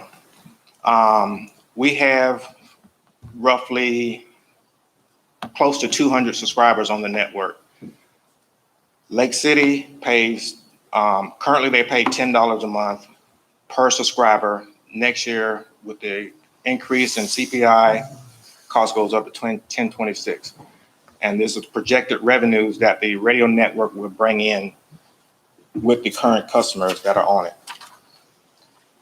With that said, I'm asking for across county for other departments as well as sheriff's office to pay a small fee, not to me, but back to the board, which is across county, maybe $5 a month to help offset some of these other charges that I brought up in subscriptions and network stuff.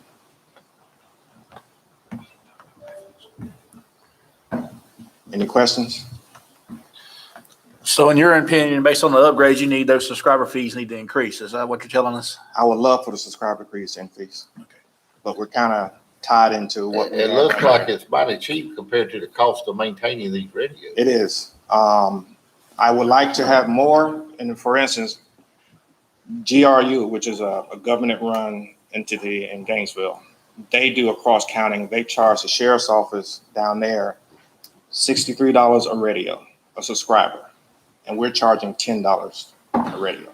So the board knows you passed contracts with each of the people that do join onto our system, and those fees are dictated in that contract. How long are We'd those have to contracts? renegotiate the contracts. How long are they? It's based off of annual, but we can go back and renegotiate if needed. We could begin negotiations to renew the contracts. But those are all contractual agreements. I mean, I think they need to reflect the cost he's actually spending to maintain the system. So if we need to make adjustments at contract time, And for Lake City, that contract time is now, if we're gonna adjust it for next year. The others have, Century has another month, Veterans Hospital has another year, because they're at $20. Excelsior, is now as well. Lauren, okay, I see, I'm sorry. So David, it sounds like you need to cover the negotiation part prior to the follow-up meeting, correct? Where we can at least put it into this year's budget. It'd be in this year's budget Yeah, process. what yeah. ones we can negotiate. Right.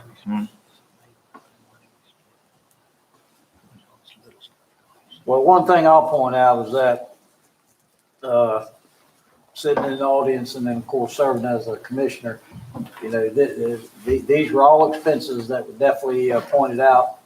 And this is a life safety issue, in most circumstances, but of course I know Kevin and everybody else who works their operation off of it. It's just a necessary evil, but what I would like to encourage the board to do is in this budget cycle, let's set aside where Lawrence, I think back here 5 years from now, you know, a certain dollar amount every year to go into an escrow for these type of escalations, because this equipment, even though we replace it this year, is going to continue to wear out 5 years from now. And that one Comore Hill thing is what got my attention a year ago. You know, it's a lot of investment to be sitting here saying, well, we're going to patch air conditioner. You know, Right. This doesn't make a lot of sense. So I would ask staff to, you know, bring us back some type of a amount of money that we can set aside each year in his budget to sit into a, you know, to build into, like we did on the sheriff's fund and other monies we save, you know, we can possibly direct that way in other ways and other departments need it. I would like to see a comparison too of what other counties or other entities charge for use of their radios. Because that just looks like, to me, it's Very cheap. ridiculous low. Have you had the opportunity to look at that? I know you did GRU, but any other marks or? I looked at St. John's. St. John's is doing the same thing that we're doing, pretty much minimal fees across the board. It's just service, but at the same concept, they have a larger tax base and they Exactly. can afford these things. They can absorb it on Right. both sides. You think you can get us some numbers from somebody a little more comparable to us? Yes, I have to reach out to some agencies in South Florida to do that. But now Lawrence, there's a lot of other rural communities our size that doesn't have a system such as this, correct? Exactly. Yeah, and that's where it's kind of hard to do a Oh, comparison. it's hard to do it for Yeah. small Right. county. Because I have to go to like agencies like the city of Orlando. They have their own network, but they're part of the Orange County network, but they have their own radio system that attaches to the Orange County network. I can do comparisons like that. Lawrence, I would like to see a spreadsheet on just what it costs us a year to maintain this radio system. Not what it costs us to build, but just what it costs us, total cost of maintaining this system. Because with that point right there, Mr. Ford, this is a very integral part of the operation of our county. And this is one that, just because of hard budget times, I don't think we can sacrifice the proper maintenance and the proper investment into it, because, you figure what, $9-10 million we put into that system. That's not chump change. Right. It's, But what I'm going at, I agree. want to see the cost of the maintenance. Mhm. And to see what we're charging for people to use this Right. system. I agree. That might be even a better comparison if you get a larger county, whatever you use.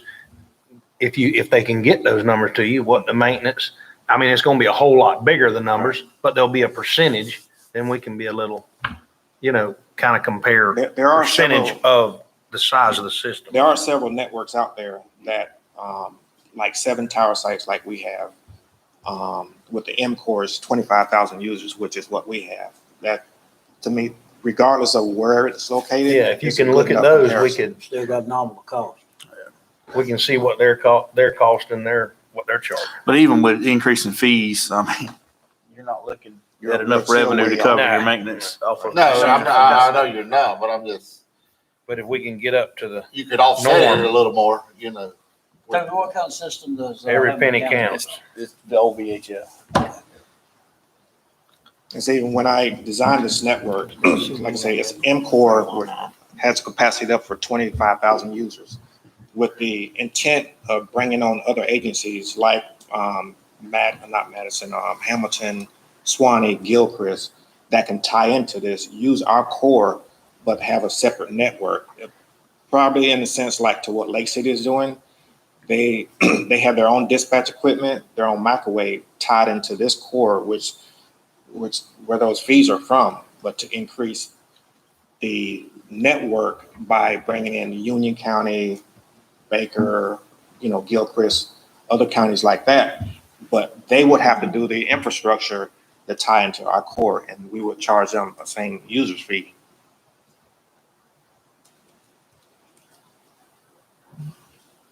So, and you probably don't know this number, but you may, but with that $20,000 number there for the network, I mean, the service, if you want to say, for the city, Mhm. what type of investment do you think, or can you even say that the city's got in getting to this point? Oh, getting to that point, they roughly have, for microwave costs, is probably $20,000, $30,000 for microwave. Consoles, probably another 70. And then their actual portables, their user devices, they're leasing. I'm not sure what their lease cost is, but at the same, they roughly have probably $140,000, $150,000 tied up into it. Seems like they're getting a deal. They're getting a Yeah. great deal. Okay. They're getting a great deal. Let's move ahead. The rest is just, stuff like, it's me. I'm the only one there. Have Todd and David, they help. If I'm not available, they help, but usually I'm pretty much there 100% of the time. Budget, the additional that I would need, sorry about the color. For professional service, additional $4,800. And then on the additional contractual services, $82,000. That covers the software for radio management and some other things that were previously mentioned in other slides. Additional for utilities, I spoke about that. That's for the 2 generators, utilities and maintenance. Additional for repairs and maintenance. That's part of the utilities for the generator. And capital equipment, That's for the service monitor and some other stuff that I mentioned earlier in the slides.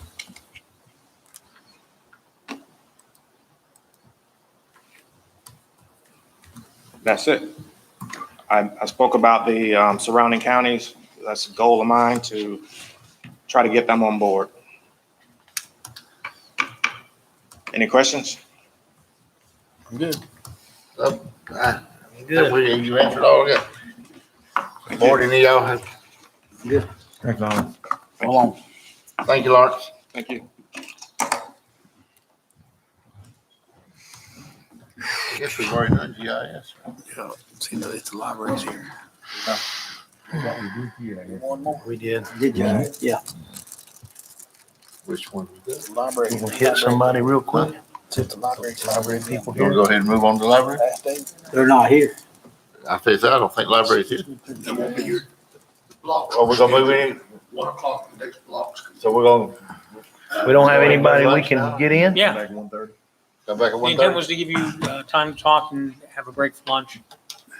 So everyone comes in as a block. Okay. So we'll, Adjourn for lunch. stop and come back at 1:30. Since we're leaving early, why can't David get hold of them and move them up to 1 o'clock? That wouldn't be a bad idea. Yeah, move them up, move Yeah, we move everybody them Do up. you want to start at 1 o'clock? If you want to start at 1 Yeah. o'clock, we'll Yeah, move bring some 'em on. people. Yeah, bring them all. Move them all up 30 minutes. You All know, right. I mean, yeah, we went through this last year. I mean, do we have to, with advertising, are we okay with starting at 1? Your notice for all day, as long as you adjourn to 1 o'clock, you'll be fine. Okay, so we're gonna adjourn to 1. So Wanna make it 1? yeah, just move everybody up.